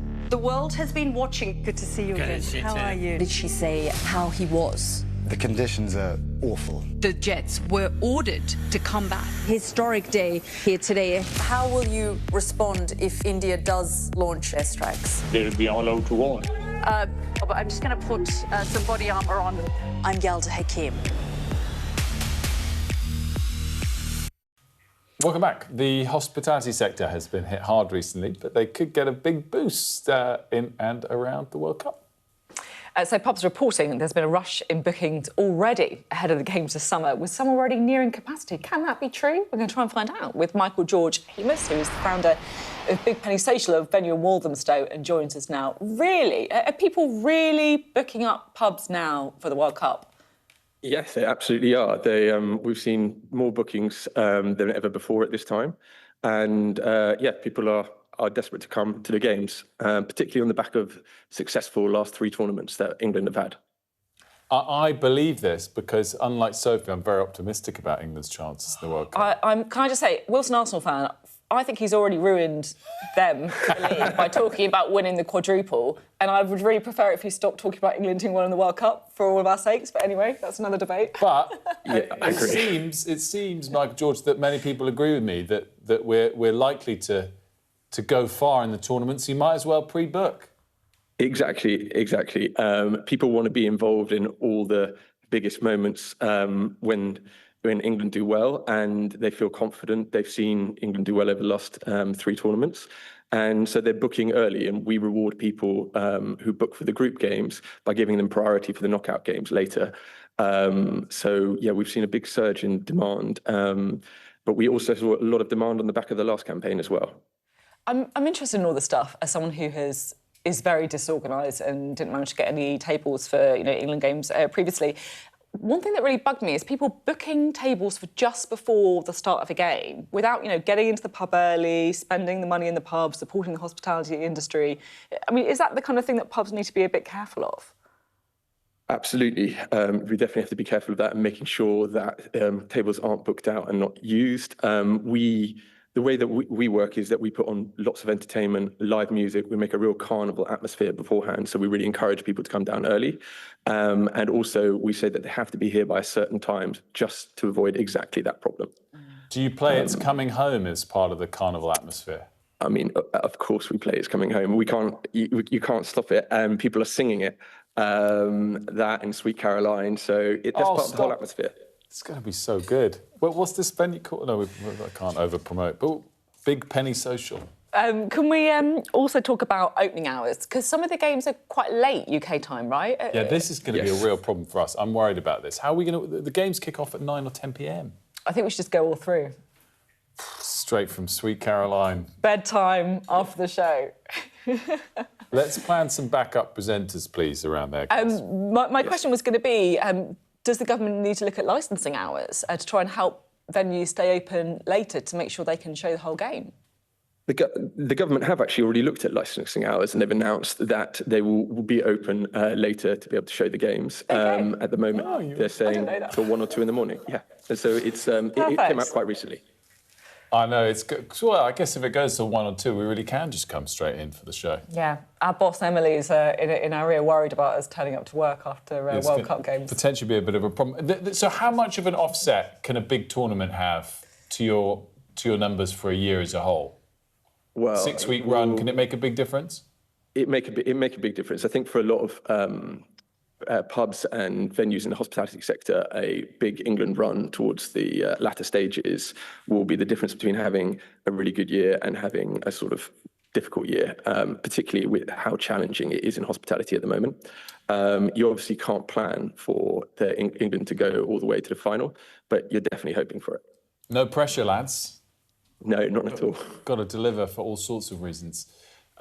Thanks so much, Michael, George, for joining us. We really appreciate it. And good to find someone who shares my positive optimism. I don't think he said that. I think he just said he was going to play Sweet Caroline. Oh, right? OK. I share your optimism, and we are going to do well. Yes. Yes, we are. After Arsenal win the Premier League, England will win the World Cup. I'm a Sheffield Wednesday fan, which means I have an inbuilt natural pessimism and disappointment that I can factor in before everything. As an Arsenal fan, I should have that too. And I have for the last 2 decades. But for some reason, sense is not prevailing at the moment. No. City looking quite strong now. What was the score? What was the score last time? No, anyway, sorry, I'm being. No, it's all fair. Make it taste all sweeter when we actually do triumph. Please, let's make that be the case. Right, we're out of time on that topic. We're out of time on the show. And after the break, of course, it will be Sky News Today with all of the day's top stories, leading off, of course, coverage on the wall. See you tomorrow.